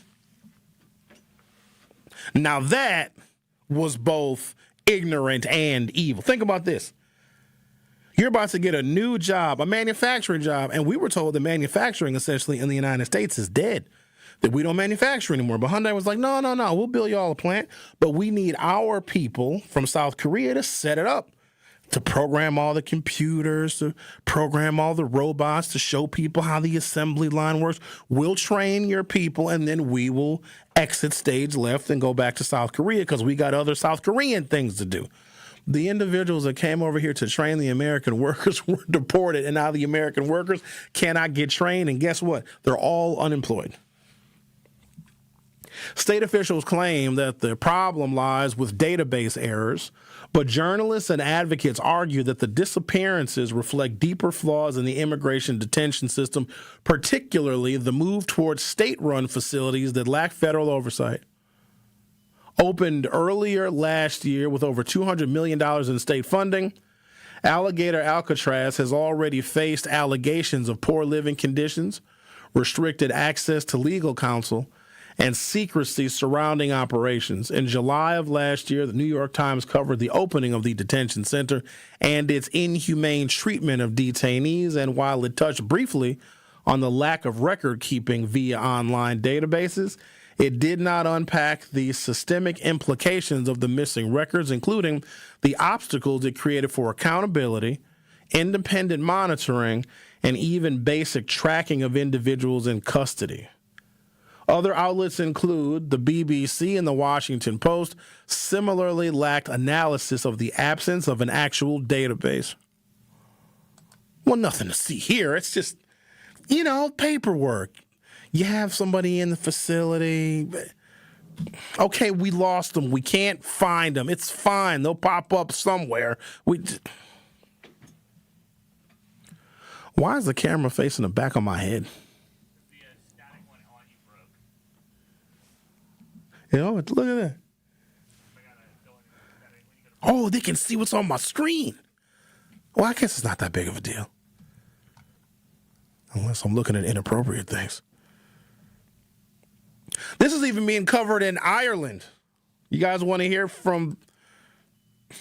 I'm noticing, because other countries are not facing the same kind of restriction and scrutiny in covering what's happening in the United States. So some of the best objective news about what is happening in our country is coming from international media outlets, and shout out to them. I check The Guardian, which is a UK publication, and the UK Independent every single day because they give perspectives that American journalists are not covering or are buried under headlines of the Super Bowl. The Miami Herald reported that as of late August, around 800 detainees no longer appeared in ICE's online system, while a further 450 were listed only with the message, quote, "Call ICE for details." The center has faced legal challenges since its establishment in July of last year on a former Everglades airstrip. A judge ordered it dismantled in August following environmental lawsuits. State officials nonetheless indicated the facility would soon be emptied, with detainees transferred to other sites in Florida and beyond, some already criticized for poor conditions. Governor Ron DeSantis said in late July about 100 people had been deported, with no record of where they had been deported to. Confusion persists over how many have been deported or moved. Some detainees told reporters they were pressured into agreeing to deportation. One Miami immigration lawyer, Alex Solomiani, said he discovered his client had been accidentally deported to Guatemala while he was seeking him in another detention facility. The Department of Homeland Security said, quote, "The number of detainees at Alligator Alcatraz fluctuates constantly as they are deported and transferred to ICE detention centers for further removal proceedings." I don't want to say that something is rotten, but it just isn't really making a lot of sense to me. But, I mean, what do I know? You were listening to The Truth with Sherwin Hughes on 101.7 FM. I'll be right back. The Truth with Sherwin Hughes returns after this on 101.7 The Truth, The Truth app, and 1017thetruth.com. At Gruber Law Offices, we take great pride in helping those who have trusted us after a serious accident. Our team has the knowledge, resources, and experience to get you the results you deserve.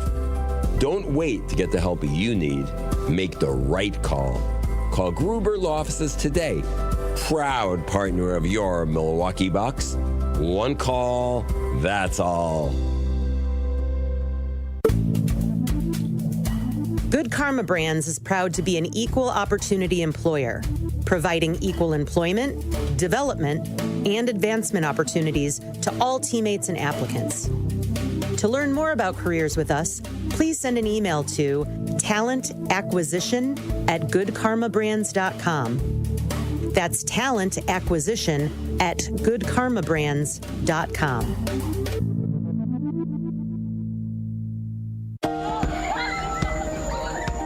Do you hear that? And that? And that? Those are the sounds of a healthy and vibrant community. And to this United Way volunteer, nothing sounds better. They're the sounds of children being given greater chances to succeed in school. The sounds of neighbors receiving the support needed to overcome challenges, both big and small. They're the sounds of families gaining access to quality health care and nutritious food for their tables. And they're the sounds of members of our community who've benefited from United Way's financial education programs. See, wherever there's a need in our communities, there's a United Way. People working together to respond and growing the good for everyone. United is the way. So join us by getting involved or giving back. Learn more at unitedway.org.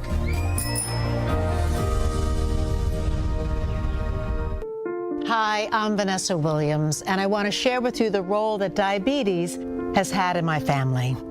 I lost my grandmother at the early age of 64 due to complications with diabetes. She was warm, generous, and a constant encouragement for me to follow my heart. Did you know that African Americans experience chronic kidney disease at a rate that's 25% higher than white Americans? And we're almost 4 times more likely to develop kidney failure. Diabetes and high blood pressure are leading causes of kidney disease, which can result in kidney failure, needing dialysis, or a kidney transplant. The good news is that you have the power to check out how well your kidneys are doing and learn ways to prevent them from failing. So go to your doctor and get yourself checked out. Visit linkmylovetv.org to learn more. Get the facts, get checked, and get healthy. You are listening to The Truth with Sherwin Hughes on 1017 The Truth, The Truth app, and 1017thetruth.com.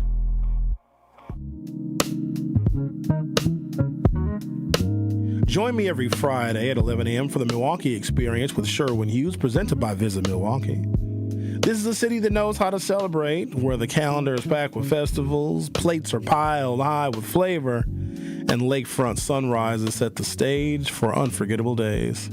Here in Milwaukee, every street leads to something worth savoring. It's a place that welcomes you with open arms, where joy is shared through bites and beats and cheers. The Milwaukee Experience every Friday at 11 a.m., exclusively on The Truth with Sherwin Hughes, presented by Visit Milwaukee. It's where I tell you about all the great, wonderful happenings in our city. Restaurants and entertainment venues, all the things during the Milwaukee Experience. Well, right now we're talking about the objective Trump experience, and I want people just for a moment, it's hard, it really is, it takes a tremendous amount of discipline to remove your partisan lens, because I know that Americans are very opinionated people. We all have our own philosophies on things and our own theories on things, but sometimes you just have to step away from all of that and just look at what has happened. Just look at the objective facts of the progress that we have made in the last year. And you can just look at what the administration said they were going to do. Are they making good on any of it? Do you guys feel that the economy is moving in a direction that is more productive? If you were looking for a job, did you find one? Did your pay go up? Did the cost of groceries go down? Did the cost of gasoline go down? We were very angry about the cost of eggs. Nobody's even talking about eggs. I swear, during the whole Harris-Trump campaign, all people were concerned about was the cost of an omelet. Now, all of a sudden, you don't hear about eggs anymore. And one of the signature campaign tenets, I suppose, of Trump 2.0 was we're going to get these people out of this country. We're going to put America first. They're taking all the jobs. They are, voting in elections fraudulently. We've got to get them out of the country. We're going to deport 11 million people. I've heard numbers as high as 22 million. But there was a benchmark set of at least 3,000 people per day. We are not being communicated that information. Is it 3,000 people a day? And then when we inquire about a particular facility, they are administratively disappearing these people. So they have the people at the facility, then all of a sudden, we don't know where they are. And that's a problem because there are some individuals that have every right to see an attorney and a judge because they were given permission to be in this country for some special task. It might even be a student visa. And these individuals are being detained. And then when they get legal counsel, now their lawyers can't find them either. It also should be very alarming that this country, being led by Republicans, so you got to put this is still me being objective. They do control the Senate. That's an objective fact. They do control the House of Representatives. Again, an objective fact. And they do have the presidency. The Republican Party, one of its more core principles was small government. Let's not just be frivolous with the taxpayers' money. There was a contract for detention of individuals prior to their deportation for $10 billion. That contract has now ballooned to $55 billion, a $45 billion increase just inside the last calendar year. That does not suggest we are temporarily detaining people to get them out of this country as promised by the administration. We are housing them permanently. This is mass incarceration all over again. And do we need to repeat mass incarceration? Because at the end of the day, it did not make anybody safer. But here's just a fundamental question that I think deserves an answer. I just don't know where the answer is going to come from. If we want these undesirable people out of the country, then why are we building permanent facilities for them to stay? That is worthy of an answer. Because I'm sure most people that voted for the deportation of folk would not agree to an additional $45 billion being allocated to them to stay. On yesterday's program, I made mention of something because I also want people to be aware of what future headlines may be.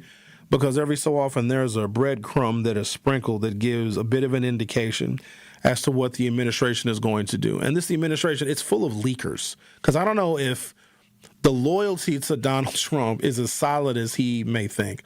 Or they give hints and clues by how and who they dispatch to certain countries and to certain states. I made mention that Tulsi Gabbard, who is our national security advisor, how she was shipped down to Georgia and how the FBI, 5 years later, seized voting machines from the 2020 election, which on its face doesn't make any sense.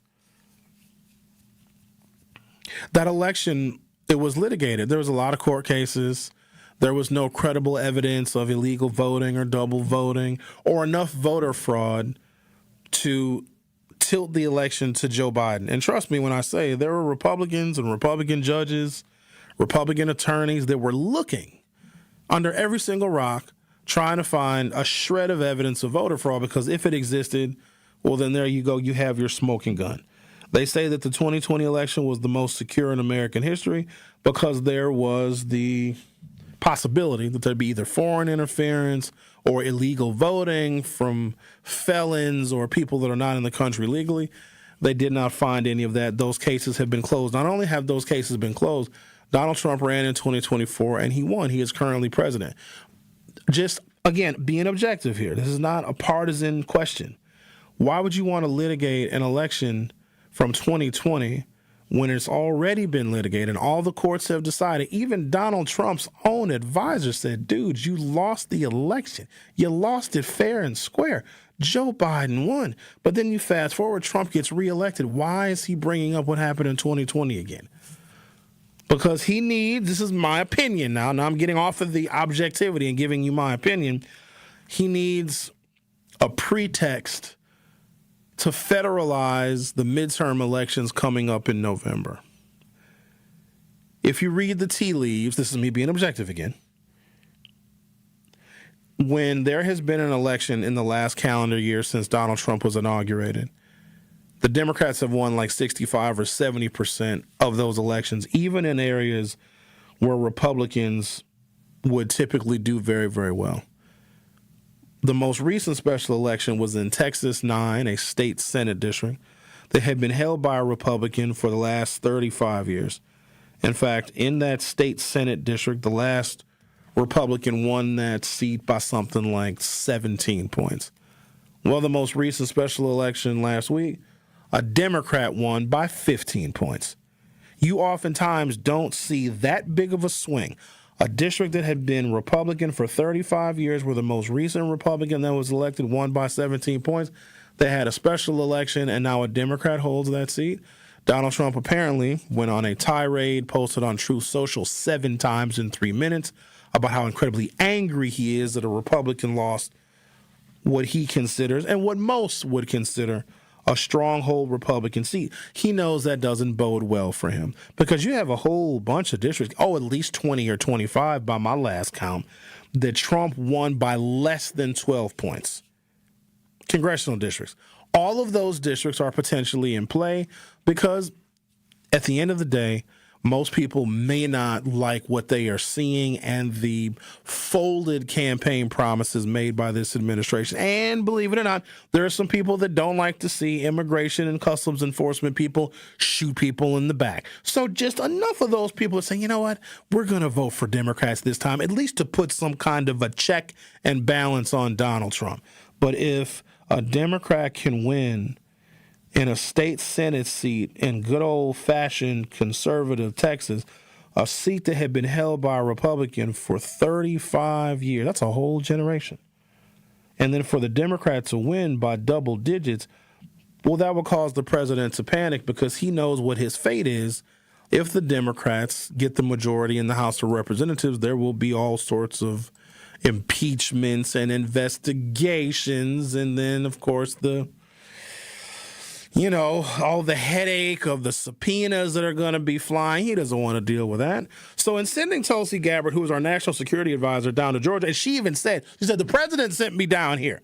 So she was even unclear as to what the mission was. The FBI raided Georgia election offices and confiscated voting machines. Then today I see this headline.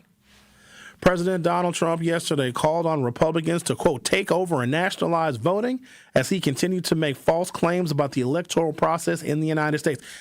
He's president, though. Think about that. He's president now. So wait a minute. You're trying to say that our elections are fraudulent?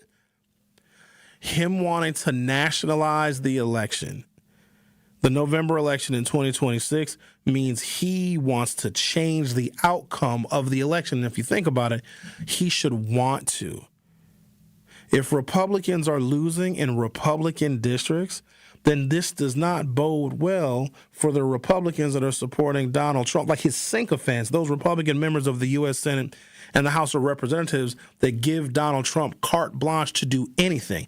Bomb other countries, go steal President Maduro and his wife. There are some Republicans that are enabling the worst impulses of this man. All at the same time, we are detaining people in permanent facilities, and they're not even telling us how many people they are deporting. There are, believe it or not, some Americans that may vote for a Democrat in the next election. So what is Donald Trump's response?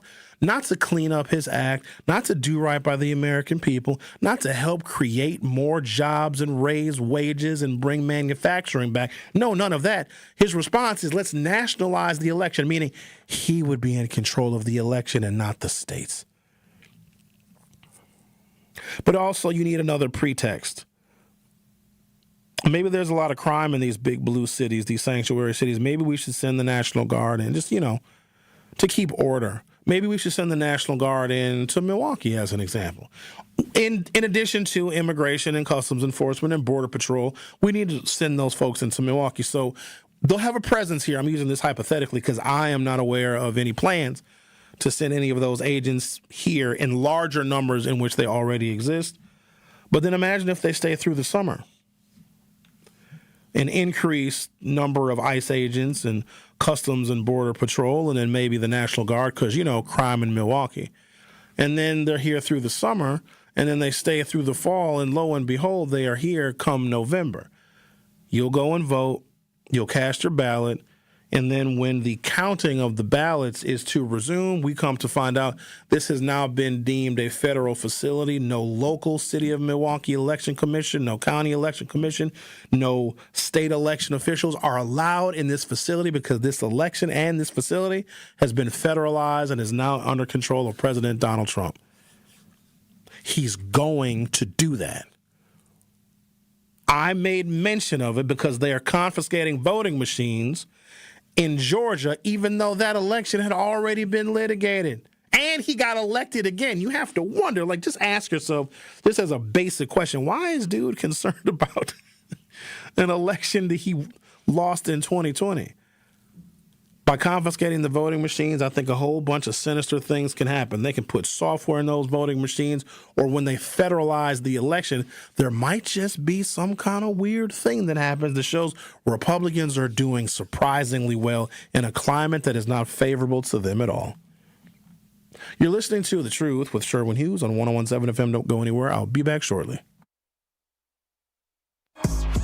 Don't touch that dial. The Truth with Sherwin Hughes will be right back on 101.7 The Truth, The Truth app, and 1017thetruth.com. The award-winning 101.7 The Truth proudly celebrates Black excellence and the most monumental moments in our history. Tune in for Dr. Ken's Trivia, spotlighting powerful facts and moments you need to know. And Tori Lowe's Our Voices, Our Stories, amplifying the youth, perspectives, and lived experiences that define who we are. Celebrating Black excellence, celebrating our history. All month long on 101.7 The Truth. Life's better with American Family Insurance because we know you love working weekends. If it means working on your dream home, both inside and out. And we're here to help protect those dreams so you can enjoy peace of mind. Save up to 40% when you bundle home and auto. American Family Insurance. Get a quote and find an agent at amfam.com. Products, pricing, and availability vary based on the way you purchase insurance and by state. Some exclusions apply. American Family Mutual Insurance Company, SI, and its operating companies, 6000 American Parkway, Madison, Wisconsin. This Friday night, we have a city conference showdown as the Milwaukee Juneau Pioneers battle the Carmen Northwest Eagles. Fast breaks, big shots, and bragging rights on the line. Tip-off is set for 7 o'clock. The City Conference Game of the Week on the award-winning 1017 The Truth app, and 1017thetruth.com is sponsored by Milwaukee Public Schools and presented by Gruber Law Offices. Hey y'all, it's 1017 The Truth's Rhea Riley for Sweet Talks Medical Spa in Menominee Falls. Skip the sterile clinical office feel. Sweet Talk stays on the cutting edge of beauty and wellness innovations in a vibrant, playful space promoting self-love and confidence. Sweet Talk specializes in a range of treatments, including injectables, medical-grade skincare, weight loss, hormone therapies, and more. Not sure where to start? Sweet Talks offers comprehensive wellness consultations to create a customized plan centered around you. Because at Sweet Talks, your goals are their goals. Learn more at sweettalks.com. Hi, I'm Priscilla Presley. My love for animals began when I was 5 years old. That sparked a lifelong commitment to speak up for animals who can't speak for themselves. Elvis and I supported American Humane Society because your compassion can change a life. American Humane Society strengthens the bond between humans and animals. Please visit AmericanHumane.org to learn more. Thank you.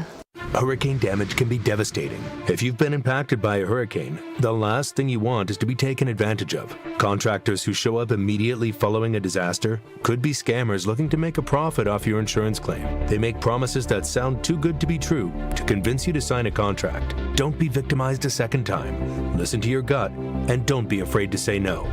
If you suspect fraud, call 800-TEL-NICB, a public service message from the National Insurance Crime Bureau. It's The Truth with Sherwin Hughes on 1017 The Truth app, and 1017thetruth.com.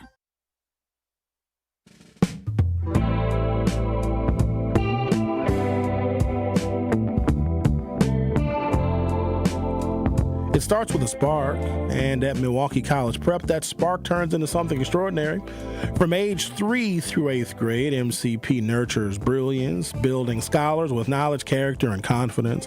88% of students face economic hardship, but that does not define them, because at Milwaukee College Prep, every child's potential shines. With 4 campuses and 1 powerful mission, college and beyond, Milwaukee College Prep is free, high-performing, and open to all Milwaukee families. Visit MilwaukeeCollegePrep.com to enroll or get involved. That's MilwaukeeCollegePrep.com, where Milwaukee's future begins to shine. All right, everybody. Enroll in Milwaukee College Prep. Volunteer. Help the children. Maybe somebody needs to also volunteer to help the Trump administration. From Axios.com, Tulsi Gabbard says Trump personally asked her to attend an FBI raid at a Georgia election hub. Director of National Intelligence Tulsi Gabbard said yesterday President Trump requested her presence during an FBI search of an election center in Georgia last week. Now, remember, this is related to the 2020 election. Joe Biden has already served a 4-year term and is gone. I don't even know where Joe Biden is. Does that make any sense to you all? Why he wants to raid a Georgia election facility in 2020? From an election in 2020 that went to court a bunch of times. There's like 60 court cases. They didn't find any fraud. Even Donald Trump's own people, his own advisors, his own campaign was like, dude, you lost the election. It's over. So Joe Biden gets elected. Joe Biden served a 4-year term. Donald Trump gets elected in 2024, so he is president again. But he wants voting machines in Georgia seized because of an election that he lost in 2020. And he also is suggesting, because there's so much voter fraud, you know, because the 2020 election was fraudulent, even though it wasn't. This is why I want people to be objective. Are you going to believe the actual events? Are you going to believe what you see? Are you going to believe what this president is telling you? Because sometimes they don't match up. What you see with your own eyes and what you know and what you understand is one thing. But if the president doesn't like what you see with your own eyes and what you understand, he tells you something different, are you going to believe him instead of your own eyes and your own common sense? The American people know that the 2020 election was the most scrutinized election in history. We know that. And actually, I think some people welcomed it because we don't want cheating in our elections, especially because the stakes are so incredibly high. But he is using the 2020 election as a pretext to nationalize the election to where he has the final say. And I'm not sure what dictator said it, but they said it's not about, I got to make sure I get this quote right because it's really important. It's not about how many votes are cast. It's about how many votes are counted. Director of National Intelligence Tulsi Gabbard on Monday said President Trump requested her presence during an FBI search of an election center in Georgia last week. Her presence in Fulton County alarmed some Democratic lawmakers, but Gabbard, in a letter on Monday to top Democrats in the House and Senate Intelligence Committees, said she acted, quote, well within my statutory authorities. Gabbard said in the letter to Senator Mark Warner, the Democrat from Virginia, and Representative Jim Himes, a Democrat from Connecticut, she was only present for a brief period of time. My presence was requested by the president and executed under my broad statutory authority to coordinate, integrate, and analyze intelligence related to election security, including counterintelligence, foreign and other malign influence, and cybersecurity, Gabbard wrote. She thanked FBI agents at the field office in Atlanta and facilitated a brief phone call for the president to thank agents personally for their work. He did not ask any questions, nor did I issue any directives. President Donald Trump on Monday called on Republicans to, quote, take over and nationalize voting as he continued to make false claims about the electoral process in the U.S. with the 2026 midterm elections on the horizon. Trump made the comments in an interview with former FBI Director Dan Bongino, who did resign from his post in December and return to his previous job as a podcaster. So how do you So he was a podcaster. Kind of like what I'm doing now. And then he was the head of the FBI. And then he was like, nah, think I'll go back to podcasting. The Republicans should say, we want to take over, Trump said. We should take over the voting in at least 15 places. The Republicans ought to nationalize the voting. We have states that are so crooked and they're counting the votes. Your president just... I'm trying to be objective here because I laid what I thought was a great foundation at the start of the show. He's naming the places where he thinks he's going to lose, and that's where he wants to nationalize the elections. Let me be abundantly clear for those of you that think he can do this. Nowhere statutorily, in any act, in any bill, in any law, in any executive order, or within the 27 amendments of the U.S. Constitution can a president nationalize an election. Elections are held at the state level. States have constitutional protections. If I'm not mistaken, it's the 8th Amendment. So everything that's not in the Constitution, the states have power over. Elections is one of them. States also can administer public education. We don't have a national public education system. It's based on the state. It's based upon the locality. We all know and understand that. Well, our elections are held in the states because some states have mail-in voting. Some states have early voting. Some states have electronic voting. Some states have election day voting. Some states have weekend voting. We allow states their own flexibility and latitude because each state is different. But when he is telling you and everybody else who will listen that he wants to have control over elections in 15 places,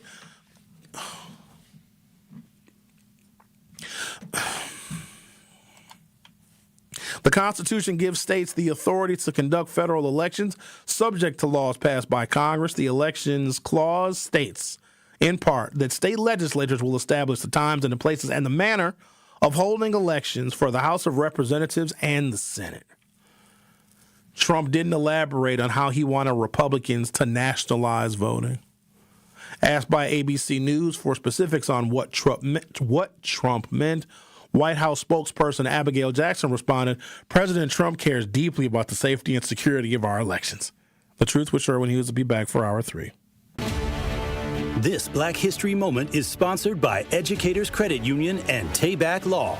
Milwaukee has a rich history of Black leaders who have broken barriers and shaped the city.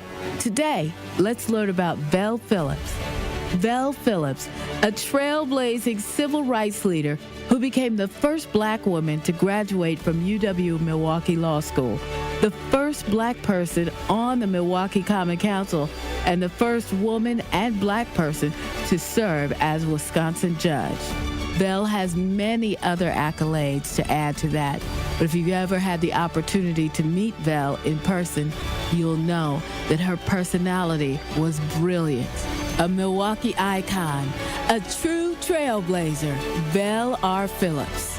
This Black History Moment is sponsored by Educators Credit Union and Tayback Law. Hey there, Jane Lynch here. You want to hear something funny? Too bad. You want to hear something uplifting that will inspire you? Good. Because today, I want to talk to you about Direct Relief, a humanitarian organization that does seriously good work when it counts. Fires, hurricanes, earthquakes. When disaster strikes, Direct Relief immediately shows up with medicines, medical supplies, and everything doctors and nurses need to save lives. Let's ship her out! Every day across the United States and around the world, they're making an enormous difference. If someone needs help, Direct Relief helps. No politics, no red tape. Hey, what you doing over there? Oh, I'm packing insulin for kids with diabetes. See, every box here is literally a lifeline for someone in critical need. So check them out at directrelief.org and donate if you can. You might just bring a smile to someone's face.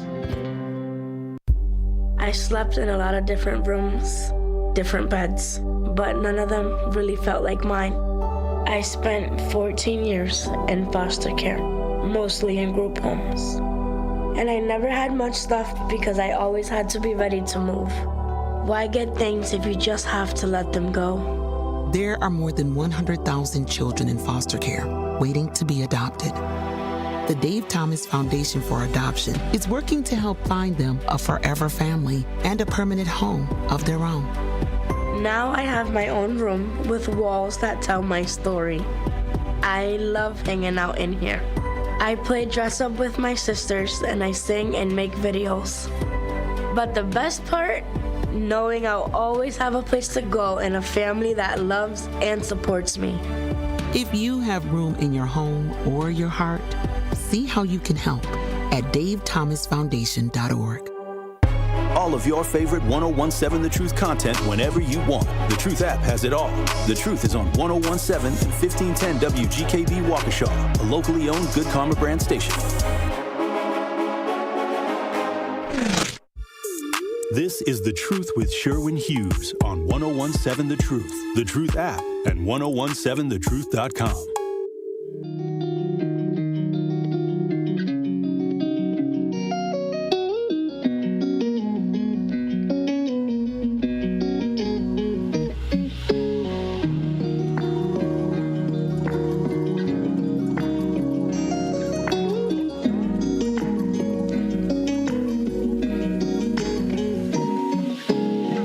Welcome to Hour 3 of The Truth with me, Sherwin Hughes, just providing some objective information about what is happening this first year of the Trump administration. So I'm a little troubled that there were some promises made to detain 3,000 people a day, and in the first year they were going to deport 1 million people. But the investment in these detention facilities is signaling something else, permanent encampment. If the whole point was to get these people out of the country, because, I don't know, they're costing Americans too much money and we're giving them too much welfare and, I don't know, they're bringing in drugs or whatever, then why did the contract go from $10 billion to $55 billion to have these permanent camps for these individuals to stay in this country long term? And all the facilities that are necessary to keep someone in the country long term are now being constructed. They even gave a list of states in which these facilities were being constructed. And some people, even Republicans in very Republican areas, have come out and protested these long-term facilities in which these detainees are going to be housed. That's the thing. If they're the worst of the worst and these are criminals, why are we keeping them here? Why should it be our responsibility to detain these people? Why don't we just send them back to where they came from? There's also some other very unusual investments that are being made, like in basically these incendiary facilities for biohazards. I mean, I think you guys know what that is. That's a crematorium.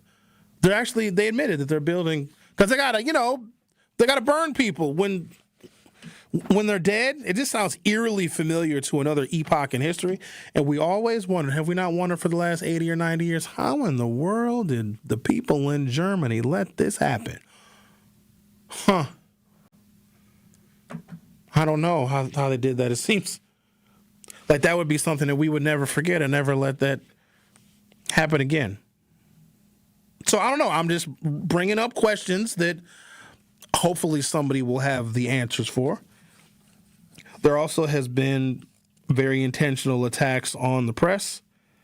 Don Lemon was arrested for, they say, violating the FACE Act, and it was an act that was created to protect people at abortion clinics, right? You cannot go into sensitive places and disrupt them. And churches are considered sensitive places, and it also butts up against another constitutional amendment, the freedom to practice your religion. And so in Minneapolis, they're getting wild up there now. Minneapolis people don't play, So some protesters went into a church because they found out that one of the pastors of this particular church, who was giving a sermon at the time, was also an ICE customs enforcement agent. And so the protesters went in and busted into the service. They disrupted the service, which you're not supposed to do that. You wait till the guy is done pastoring. You wait till he's walking to his car. You wait until he goes to the grocery store. And then maybe you protest the guy. You're not supposed to bust into the church. Well, Don Lemon was like, well, let me cover this. Now, let's be clear. Members of the media and the press, it's a protected institution. They can cover illegal activities. Okay? That's how we know about robberies and rapes and murders, because the press is allowed to cover illegal activities. Okay? So if people are busting into a church, that's illegal. Don Lemon is able to cover it. Otherwise, how in the hell would we know that people are busting into the church? Do you see where I'm going with this? Because something illegal is taking place, the press is allowed to be there. How many times do you see the yellow tape and then we'll bring you more information at 7. We are here on 15th and Locust covering a story. Something illegal happened, and guess what happens? The press shows up to cover it so they can inform the people. But here's what essentially Trump did with Don Lemon. Let's say we have a homicide here in Milwaukee, and the press shows up to cover it. They bring the cameras and the microphones, and usually a really cute reporter, okay? What Trump is doing is basically saying to the really cute reporter that works for, I don't know, Channel 4, 6, 12, or 58, and says, yeah, arrest the reporter too because they're there. And the reporter's like, oh, no, I have nothing to do with the illegal crime that took place. I'm just here covering it. Yeah, but you were there. Let's arrest her too. That's what they did with Don Lemon. As I continue to find more information out, especially when international media outlets are doing a better job of covering what is happening in this administration than American media outlets are, arresting somebody like Don Lemon sends a chilling message. There are some reporters that don't want to take the risk of being arrested and being indicted. Because when Donald Trump's FBI comes and arrests you, it's not like they're nice about it. And that's going to intimidate just enough people to where they may not want to cover a story of migrants disappearing. Because you, the member of the media or the press covering that story, you may disappear too. And all of this is happening in your name. And I'll default to the same question. Knowing what we know now and then all of the things that we don't know, this dude is going to federalize our election.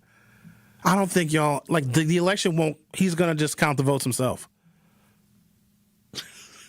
We've got 3.8 million voters in Wisconsin, right?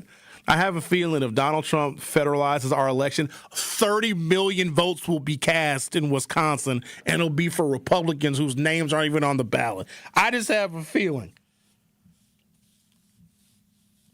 Was the black lady that bad? I mean, no, seriously now. You can admit it. Was she... I'm trying to think of what she said that made her worse than him. Like, what was she promising? Hell, I can't remember nothing she was promising, actually. She just was going to not be him. She was a lady. There's that. She was black. Well, part of her was. Half of her was black. Her good half, I guess. What else? She was a senator, so she had a resume. She was Attorney General of California. She was district attorney. Oh, she was a law enforcement person. Oh, she was a prosecutor. So maybe she thought it was a good idea to run as a law enforcement person, as a prosecutor, running against Donald Trump, who's a convicted felon who's in the Epstein files 1,000 times. That actually is good contrast. He's a man that likes to grab women and some children by the hoo-ha. She's a woman that has a hoo-ha. We did it, Joe. You're going to be the next president of the United States.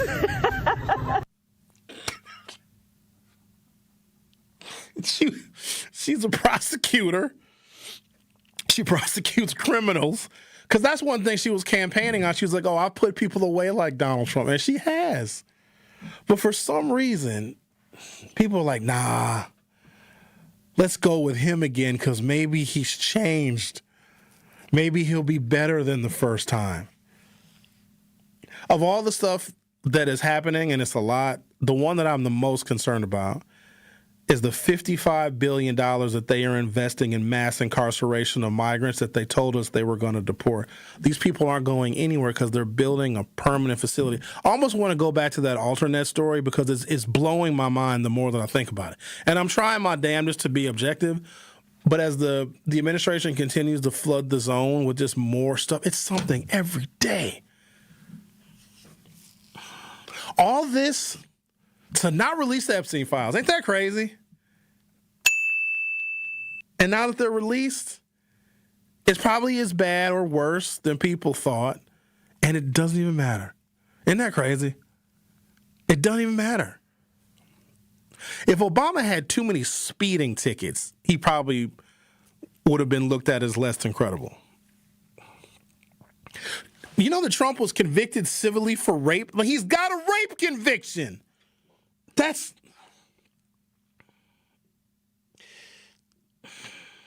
Well, because he hates foreigners so much, people are like, well, we'll elect a rapist because he'll get the Mexicans out of here. But now the Mexicans are staying. I need to read the story again because I feel like I'm overreacting, but I want to make sure I'm not overreacting. This is from Alternet. They are a credible media outlet, okay? The title is Military Helping Trump Build Massive Network of Concentration Camps. That's a really, really big allegation. In the wake of immigration agents' killings of 3 U.S. citizens in a matter of weeks. Oh, and there's that part, too. Y'all forgot about Keith Porter Jr. Now that's a tough one because Keith Porter Jr. lived in L.A., and it was New Year's Eve, and he was doing something that people do on New Year's Eve. I'm totally against it. I think it's a very bad idea. He was shooting his gun off in the air New Year's Eve. Did you hear about this one, Zach? So Keith Porter, a black fella, he's shooting his gun off New Year's Eve. An off-duty ICE agent happens to be driving past. And it's not like he's the only person shooting his gun off. If L.A. is anything like Milwaukee, it sounds like a war zone. Anywhere in the city, especially if you're on the north side, you just hear gunfire straight for 10 minutes every New Year's Eve. I'm usually home on New Year's Eve, and I go outside and I record it because people that have never been here on New Year's Eve, it blows their minds. But this year I went to bed early. So Keith Porter was firing his gun in the air for New Year's Eve, and an ICE agent was like, oh, look, a black guy with a gun, I'm going to murder him. And he killed him. But that's technically, that's a tough one. It's not the same as Alex Preddy, who was murdered. But the irony with Alex Preddy, and I heard my colleagues on the morning show talking about that situation because they were astonished that the accusers, those people accused of murdering Alex Preddy, it's 2 guys. They're both Latino. And both Homer and Dame were like, wow, why would Latinos join ICE with the primary purpose of them deporting other Latinos? This is an opportunity. Don't worry, I'm going to get back to this story of your country building concentration camps right under your damn nose and nobody's saying anything about it. Also, the president is a pedophile. Can we not let that headline slip away? Like, is that important to anybody? That he was, whether he diddled the kids or not, he was adjacent to the diddling. He was in the diddle room. He was on the diddle island. He was on the diddle plane. Remember when QAnon accused all the Democrats of being pedophiles? They had the wrong party. They were right. They had the wrong political party. It's not Kamala Harris. Kamala Harris is not a diddler at all. Because if she was in the Epstein files, that would be the headline.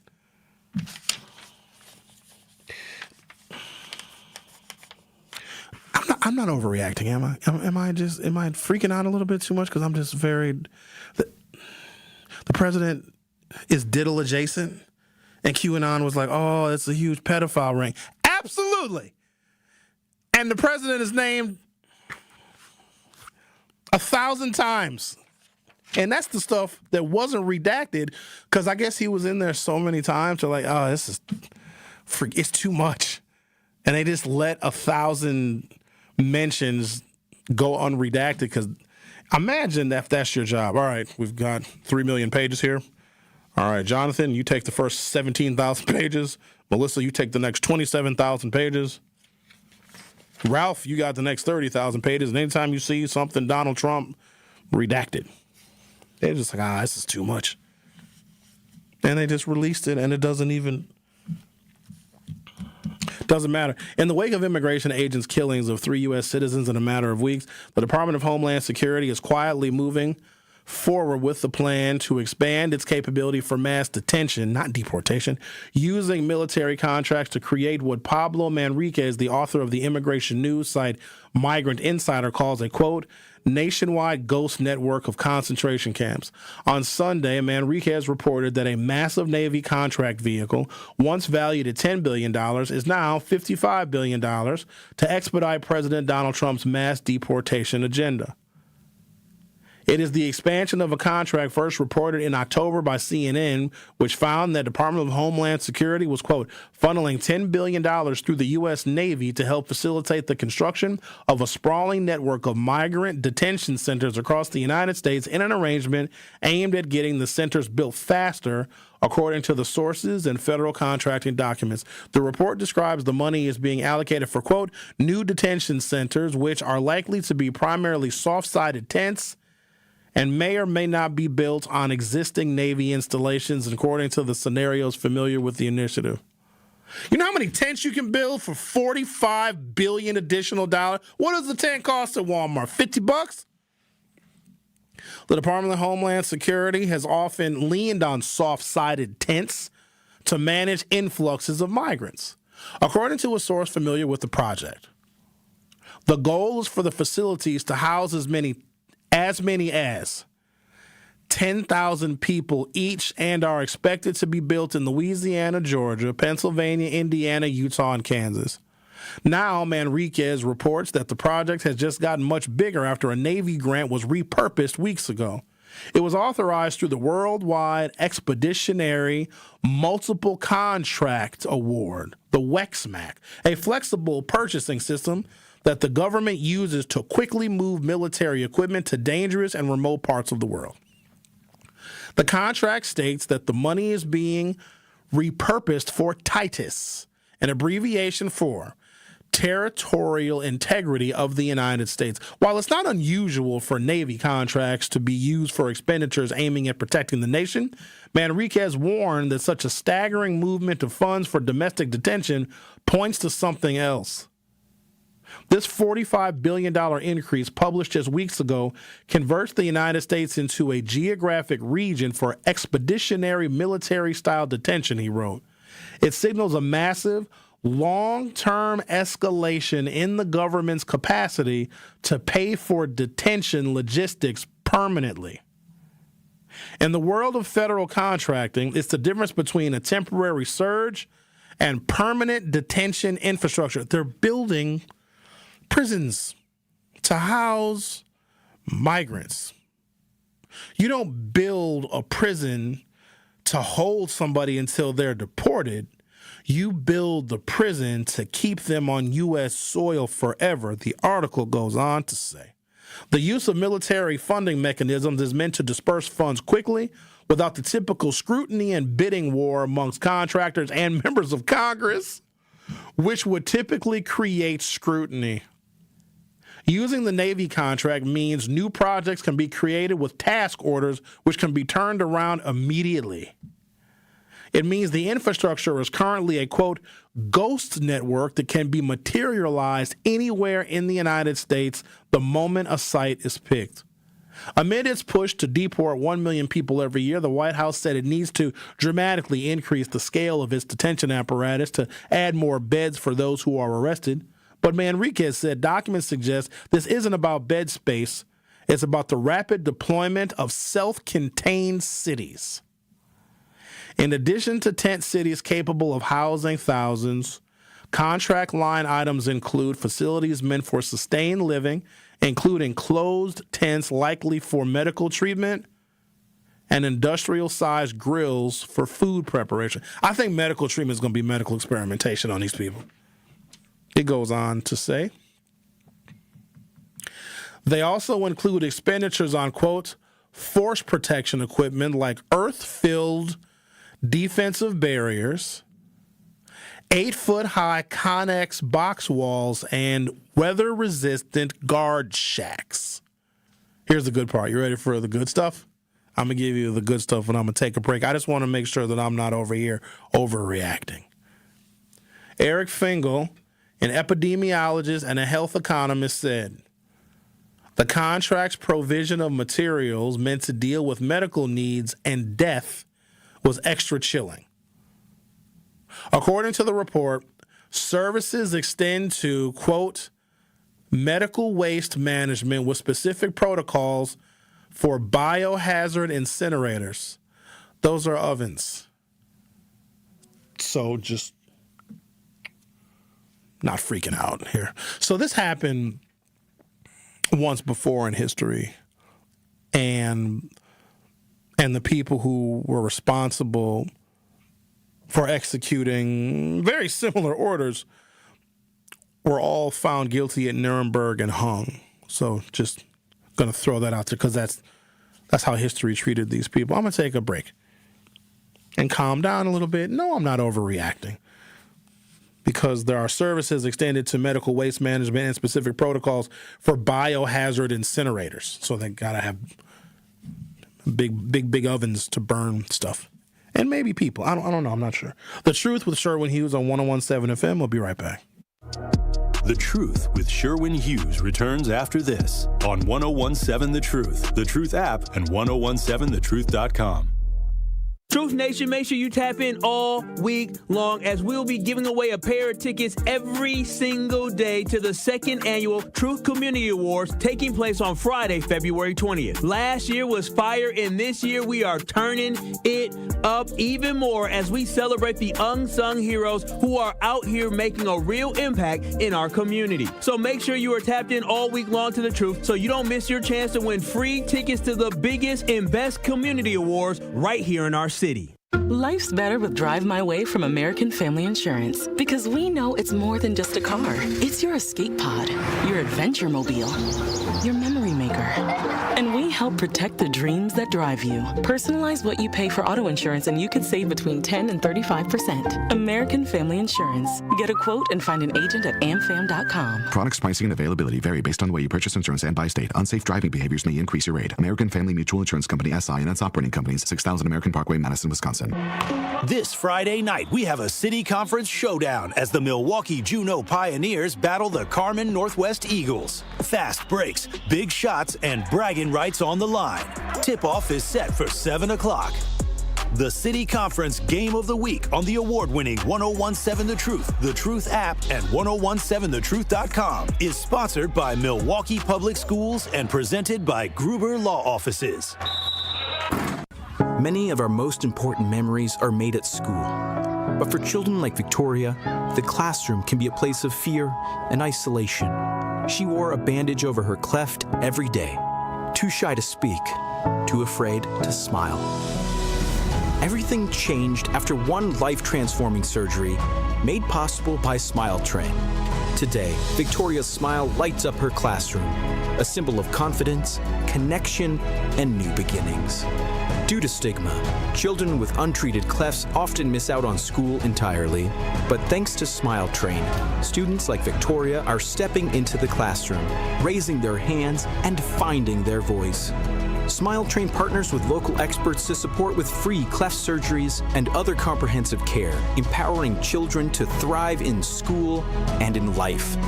Let's help every child walk into the classroom with confidence. Visit smiletrain.org/learn. Prizes, exclusive experiences, even cash money. You want it? We've got it. Find a list of all contests and official rules by visiting truthcontests.com. That's truthcontests.com.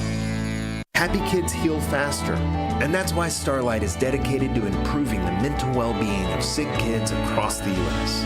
Learn how at starlight.org. Hurt by a truck? Call Gruber Law Offices. One call, that's all.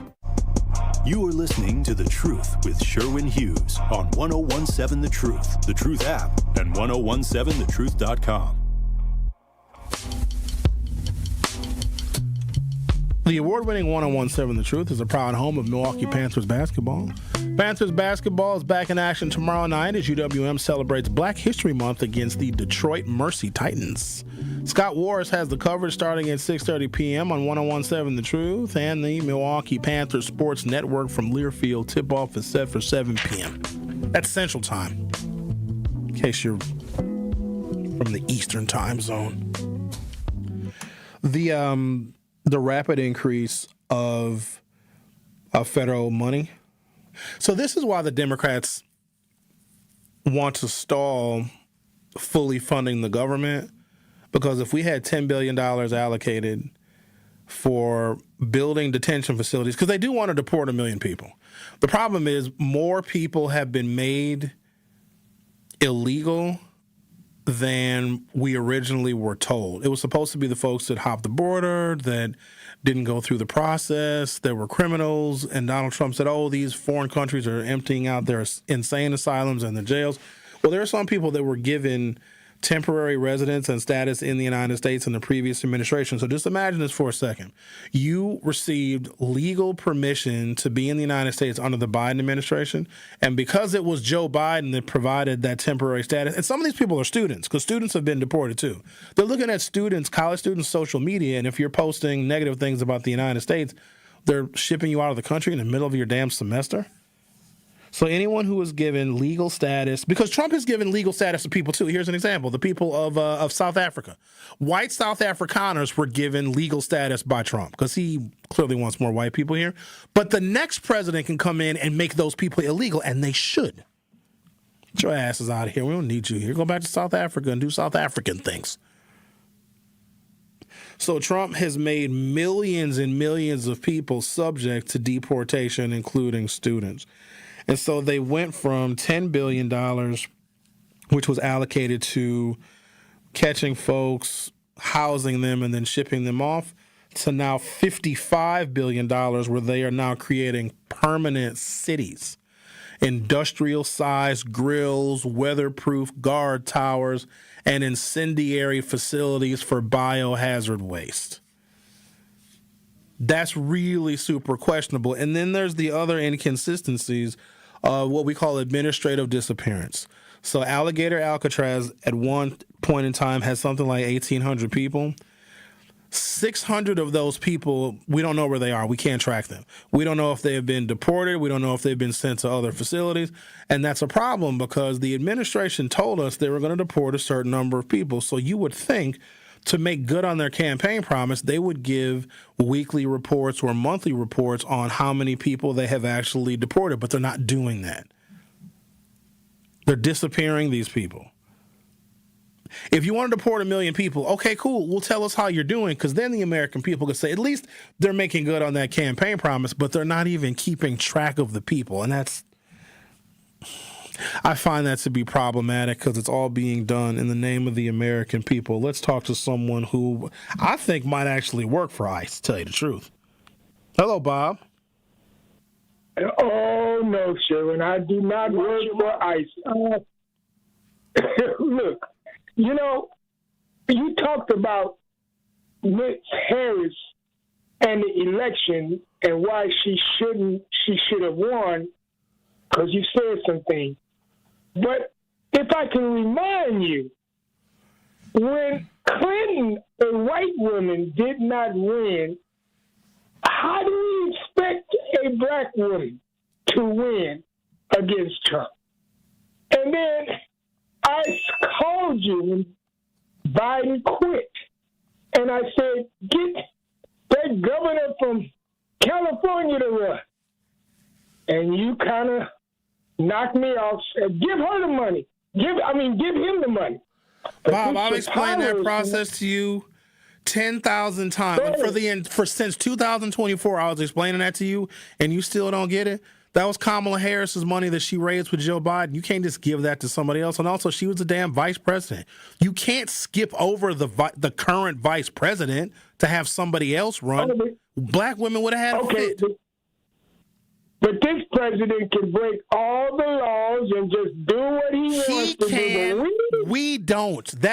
We can't let what Trump does be the standard moving forward. And that would have been disrespectful to Kamala Harris and, quite honestly, disrespectful to me.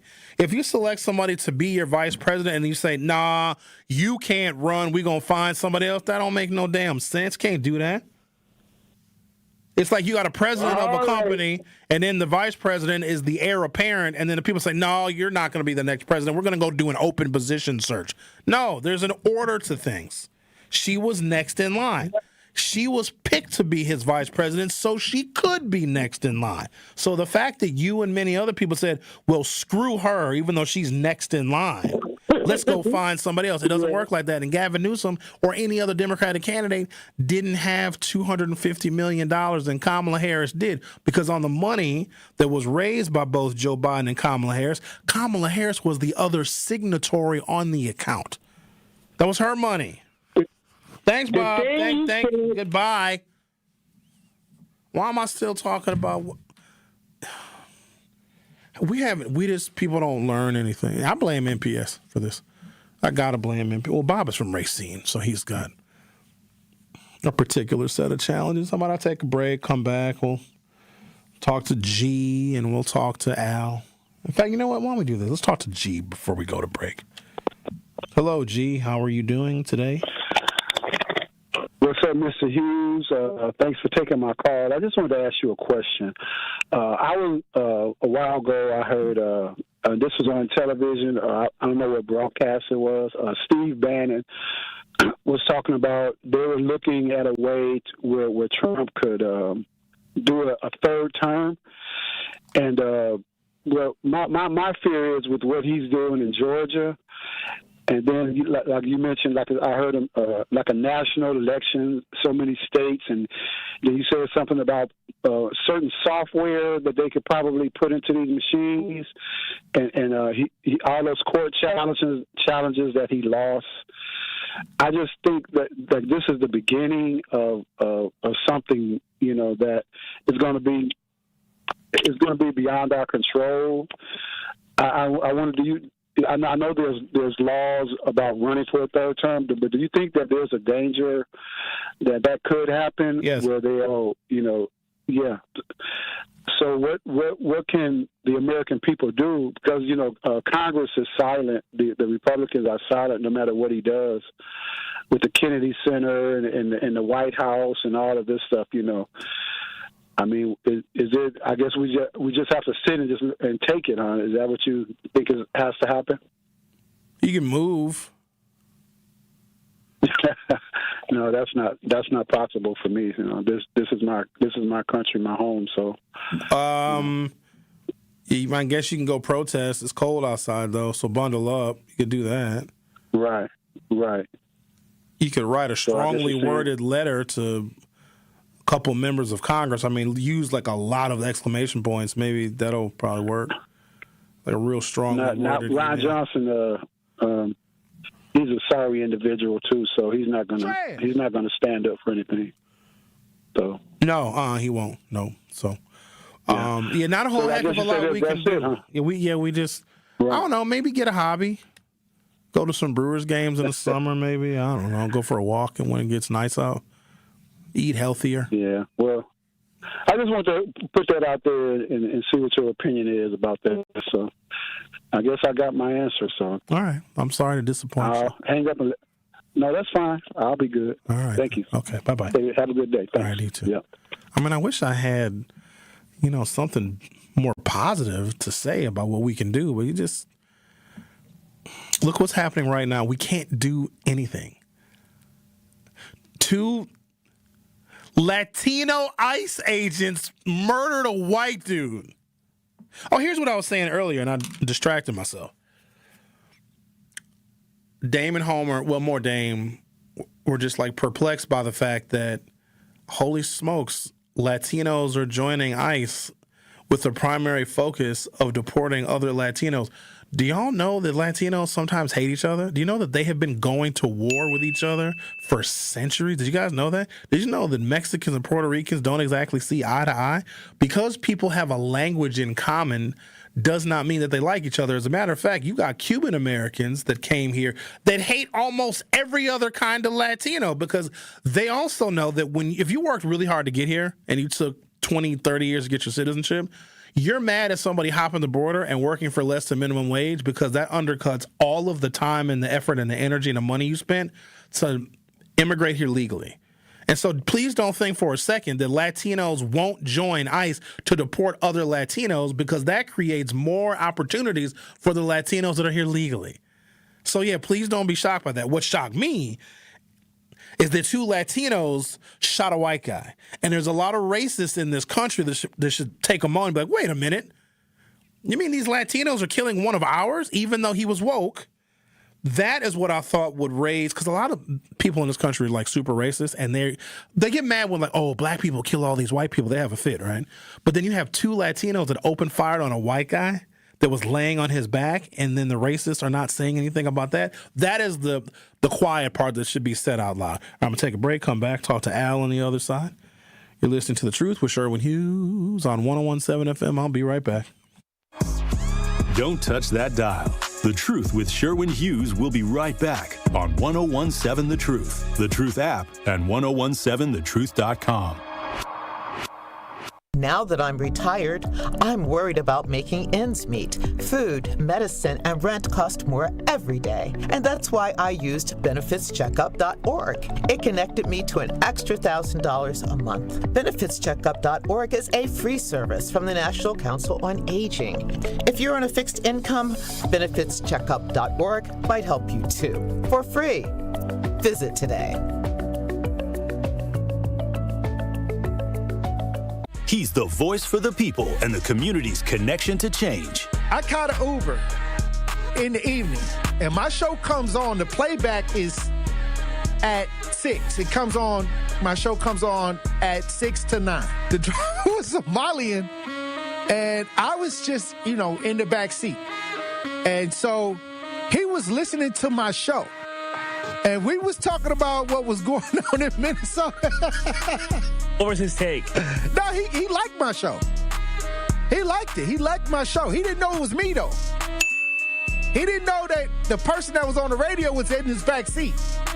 So what was funny was I was listening to me and listening to how he was listening to the show. And so I asked him, I said, you like that show? And he was like, oh, yeah, I love that show. The Tory Lowe Show, weekdays from 1 to 4 p.m. Live on YouTube and right here on 101.7 The Truth. Day 1, diagnosis day. The hardest day. The day you hear, I'm sorry, this is a type of blood cancer. But day 1 is just one day. At the Leukemia and Lymphoma Society, we are here to help you move past day 1. On day 45, I discovered an online community who shared great tips for in-treatment care. I missed a lot of school during treatment, and LLS helped me keep up. We are here for you. We exist for everyone fighting leukemia, lymphoma, myeloma, and other types of blood cancer. On day 185, LLS helped me file my insurance claims properly. Day 5,840 and counting, and I'm still in remission. To learn more and get help on day 1, day 2, day 983, or any day, please visit LLS.org or call 1-800-955-4572. That's LLS.org, 1-800-955-4572. More of The Truth with Sherwin Hughes is next on 1017 The Truth, The Truth app, and 1017thetruth.com.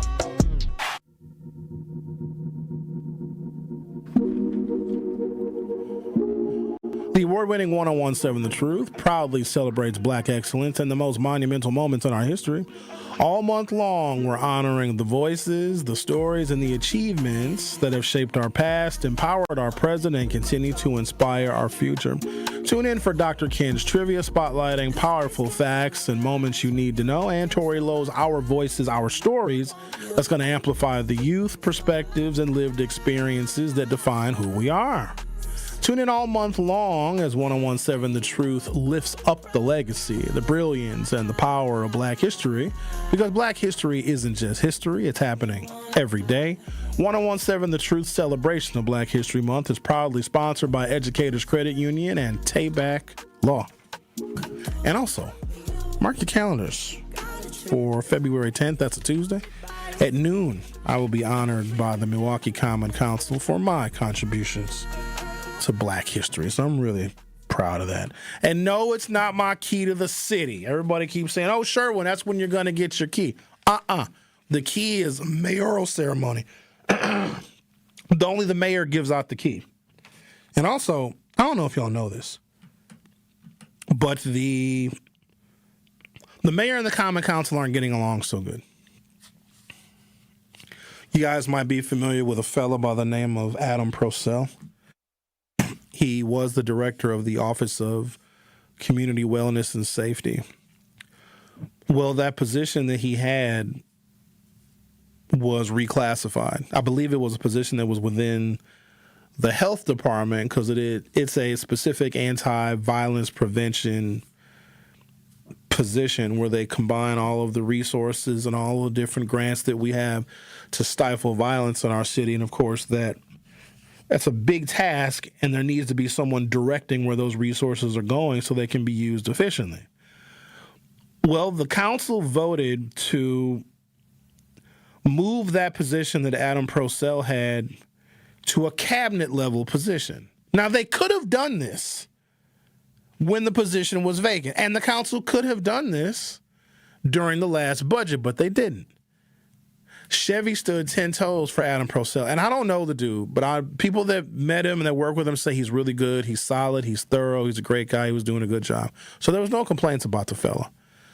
But I personally think it was an act of vindictiveness where the council was like, let's reclassify Adam Procell's position because that's Chevy's guy, because Chevy went to bat for him. And there were some people that raised a lot of eyebrows, like, why are we finding somebody? I'm not even sure if he's from here. Because, Milwaukee folks don't trust people that aren't from Milwaukee. Guilty. I don't. If you're not from here, you just... Because everybody comes here and they think that we're stupid. You know what I mean? Like, don't play with Milwaukee folks. We always look at people who are from other places with one eyebrow raised, and rightfully so, because we've been colonized by... Think about what the Illinois and the Chicago people did when they came up here to get the welfare, and they came up here and they started drug houses and started selling crack up here. So we're always wary of outsiders. To me, outsiders are incredible until you establish yourself. And you establish yourself by living here for 78 years. If you live here for 77 years, you're still not a Milwaukeean to me. So Adam Procell was somebody that the mayor defended, and he's got a felony. He killed somebody, but whatever. He served his time, okay? But Chevy was standing up for this dude. That was Chevy's guy. Well, the council was like, screw it. We're going to reclassify the position to where someone with a felony cannot be the director of the Office of Community Wellness and Safety. And now Adam Procell is out of a job. It wasn't anything that Adam Procell did. It's just I think the council did it to screw the mayor. They really, really don't get along. Now, there's a couple of members of the council that can work with the mayor, but for the most part, there's not a lot of cooperation. And I feel bad for Chevy. I do. I feel bad for the guy because I think he really wants the city of Milwaukee to succeed. But in order for that to happen, you need a lot of help. Like, you need all hands on deck, and I think that some of the political divisions that we see everywhere in our politics is also impacting the city of Milwaukee. But here's the thing about us. Our city needs so much help and guidance and direction. We can't afford for the council and the mayor to be at odds. Because if they are not getting along and creating ordinances that make this place better, stronger, safer, more prosperous, then it's just going to get worse by the day. Let's talk to Al. Hello, Al. How are you doing today? Well, I'm doing fine, but I don't think they want it to get better because it's always an issue. I wouldn't be surprised if they was getting high and drinking Coke 45 and doing dope together, but that's not my battle. They'll work it out. Okay. You were bringing up this stuff, and I noticed that, a lot of those ICE agents been raping and taking on some of them migrants. I also noticed, too, with, these Epstein files and all this raping and taking and playing with people's vessels and taking innocence and violations. Some of these white people feel it's okay to rape. And that's very disturbing. I heard one man say, he said he don't care if it was 114-year-olds. We got bigger issues. But isn't it odd how they feel it's okay to do that, but when it comes to them thinking about two women playing in the bushes and dyking and bulldagging, or some man playing in some man bussy, now all these people got something to say about two men and two women dyking and playing swords like Darth Vader's and Star Wars. Okay. But when it comes to little boys and little girls being molested, they have nothing to say. Do you think that's because a lot of them feel that's in their culture and they enjoy it? Don't make me answer. I don't know. This is your time to speak. I don't know, Al. I mean, because I would say to the good white people, y'all might want to speak out against that. Because you don't want them kind of whites being put with the good whites. It's just like black people and them other kind of people. We speak out. We say, don't put them apples with us. The rotten apples, you put them over there in the field. Well, so I'm seeing good whites can't speak out because they'll kill them, right? So back in the day, abolition white people that they were against slavery, they would get hung and get shot too. If you have somebody like Renee Good that doesn't want ICE in her neighborhood and just snatching people up, they murdered her. Alex Preddy, he was one of the good whites, like, oh, I'm going to be out here protesting, and I got my whistle. And he had a gun, too, but I have my whistle. I don't want ICE to be... White people will off each other. Or I shouldn't say white people. Okay. The institutions allow for white people that don't agree with the program to also be killed because they relegate those white people to N-words. Okay, so what do you feel, or how do you feel about the Arizona mayor who said, if you feel the ICE are being a threat to you, kill them? So you hear that about the Arizona mayor who spoke out and said, if you feel that ICE agent is trying, because I know they have big stand your grounds law. So you're talking about the Attorney General of Arizona that says if masked people come into your house that you feel are a threat, you can defend yourself. Unless the mayor said, like, I'm aware of what the Attorney General said, but you're still going to get charged with murder. So that's Arizona. That's a whole other state. I would not take what an Attorney General of Arizona says and take that as gospel in Wisconsin, because you'll still probably go to prison. Well, I understand that, but I just was just trying to get your thought process, because maybe they should have that here, because everybody feel like they can kick your door down and do these no-knock warrants, and then for white people, they got their AR-15s, they Fourth and Second Amendments. Why they're not using it? Because, if we're black, they'll talk about how they'll come in your house, have a Stanislaus Stace, take your blood and paint the walls like Picasso, and sit down at your table with their construction boots on your wood table and walk out and say thank you, and then go rape your child again. But when it comes to their own, they don't say nothing about the Second Amendment and the Fourth Amendment. Well, they don't believe in the Second Amendment anymore. But thank you, Al. Thank you. Have a good day. All right, goodbye. Yeah, when Trump and other Republicans said don't bring guns to protest, all the Second Amendment people that, used to bring guns to protest are like, okay, I guess we can't bring guns to protest. Look at all the protests of all the right-wing people, and at January 6th, they all had guns. During the George Floyd protest, the counter-protesters, those conservatives, they all had guns. The All Lives Matter crowd, when they had protests, they had guns. During the damn pandemic and people were protesting because everything was closed, they all brought their guns to protest. But since Trump said, well, Alex Preddy had a gun, don't bring a gun to protest, Republicans are like, all right, I guess not. I guess we won't bring our guns anymore. Okay, I'm going to take a break now because I can't even repeat a lot of things that Al said. So, The Truth with Sherwin Hughes. We'll be right back. The Truth with Sherwin Hughes returns after this on 1017 The Truth app, and 1017thetruth.com. In 1987, the Bucks took on the world and changed basketball forever. At stake, basketball supremacy in the United States. Bucks versus the World, narrated by Charlie Behrens, is the new season of Behind the Bucks podcast, presented by Gallagher, your trusted insurance broker and HR and benefits consultant. It's the untold story of the 1987 McDonald's Open, when the Bucks became the first NBA team to face the Soviet Union. Listen now on Bucks.com/plus, the Bucks app, the ESPN Wisconsin app, and wherever you get podcasts. Life's better with American Family Insurance, because we know you love working weekends, if it means working on your dream home, both inside and out.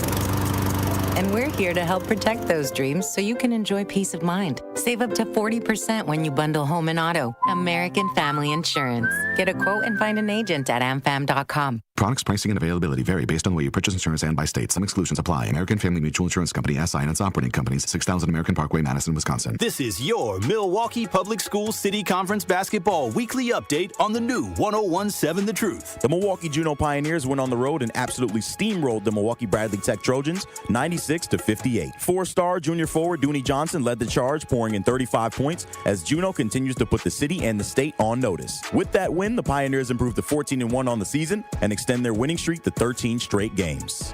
Now over to the girls of the Gold Division as the Goldemeyer Owls dominated this past Tuesday night on the road at Milwaukee School of Languages, cruising to a 60-23 victory. Senior Anaya Blackman caught fire, dropping 30 points and knocking down 8 3-pointers. She was joined by senior Amira Taylor, who delivered a monster performance as well with 21 points and 21 rebounds. The Owls improved to 11-7 overall and 11-1 in conference, now tied atop the Gold Division with the Milwaukee King Lady Generals. Those two will meet to close the season with the conference title on the line. This has been your Milwaukee Public Schools City Conference Basketball Weekly Update. MPS proud and MPS strong. My name is Adrienne, and I was hurt in a car accident. What Gruber Law Office has done for me was made me feel safe. It didn't cost me anything, just one call, that's all. Injured? Call Gruber Law Offices today. One call, that's all. When you're high, you feel different. Pretty obvious, right? You think different, talk different, but if you feel different, you drive different. So if you're high, just don't drive. Brought to you by NHTSA and the Ad Council. This is The Truth with Sherwin Hughes on 101.7 The Truth, The Truth app, and 1017thetruth.com. Join me every Friday at 11 a.m. for the Milwaukee Experience with Sherwin Hughes, presented by Visit Milwaukee. This is a city that knows how to celebrate, where the calendar is packed with festivals and plates are piled high with flavor, and lakefront sunrises set the stage for unforgettable days. Here in Milwaukee, every street leads to something worth savoring. It's a place that welcomes you with open arms, where joy is shared through beats and bites and cheers. Hooray. The Milwaukee Experience every Friday at 11 a.m. exclusively on The Truth with Sherwin Hughes, presented by Visit Milwaukee. That's where I'm going to tell you about all the stuff to do on the weekend where you can get fat and drunk, eat good food, dance to good music, go twerking. Men shouldn't twerk, but they do anyway. So I have these I got to do this stuff tomorrow. I told you 3 hours ain't enough time. I got a whole hour's worth of stuff still. So I want to provide alternatives to people who are seeking employment. I don't know why I think young people are listening to my show. They're not, because they're in school. But instead of us only suggesting the trades, because I hear that more often than anything else, we have got labor shortages in healthcare, in manufacturing, technology, cybersecurity, transportation, logistics, and just a broad category called managers. We have a shortage of managers in this country. So there's a whole bunch of other industries and types of jobs and professions that are seeing shortages, but really one of the biggest ones is actually teachers. And I'm just curious as to why we don't suggest any of these, and you can make money in all of them, by the way. You can make $100,000 a year as a teacher. You can. But instead of just suggesting the trades, which are heavily science and math, and a lot of our kids are not necessarily good at that. Because you can be a manager and suck at a lot of stuff as long as you're good at managing. Managers are hard to find. I've only worked for a few really good managers. So a good manager is someone that accelerates good work, that people enjoy working for. That people are at their best when you have a good manager. As opposed to, there was something I was checking out on Instagram, it was just brilliant. It said all companies should do this to determine if you have a good manager or not. Send your manager on a 2-week vacation. And if the team excels when the manager is not there, don't let the manager come back. Send the manager on a 2-week vacation. If the team totally falls apart and goes haywire, well, then bring that manager back sooner. Cancel their 2-week vacation. Everyone should be operating at their optimum, and the people should be prioritized based on their skill sets. That's what good managers do. But a lot of times you have these companies, corporate America, even in government, I think we see it a lot in the Trump administration, where you hire somebody that's loyal. And they're a bad manager, but let's say they're loyal to Trump, right? But they suck at managing people. They're awful. And then when the team of people that are managed fails, you never blame the manager. You blame the people. Because if the manager has a relationship with the president or with the department head or with Kristi Noem,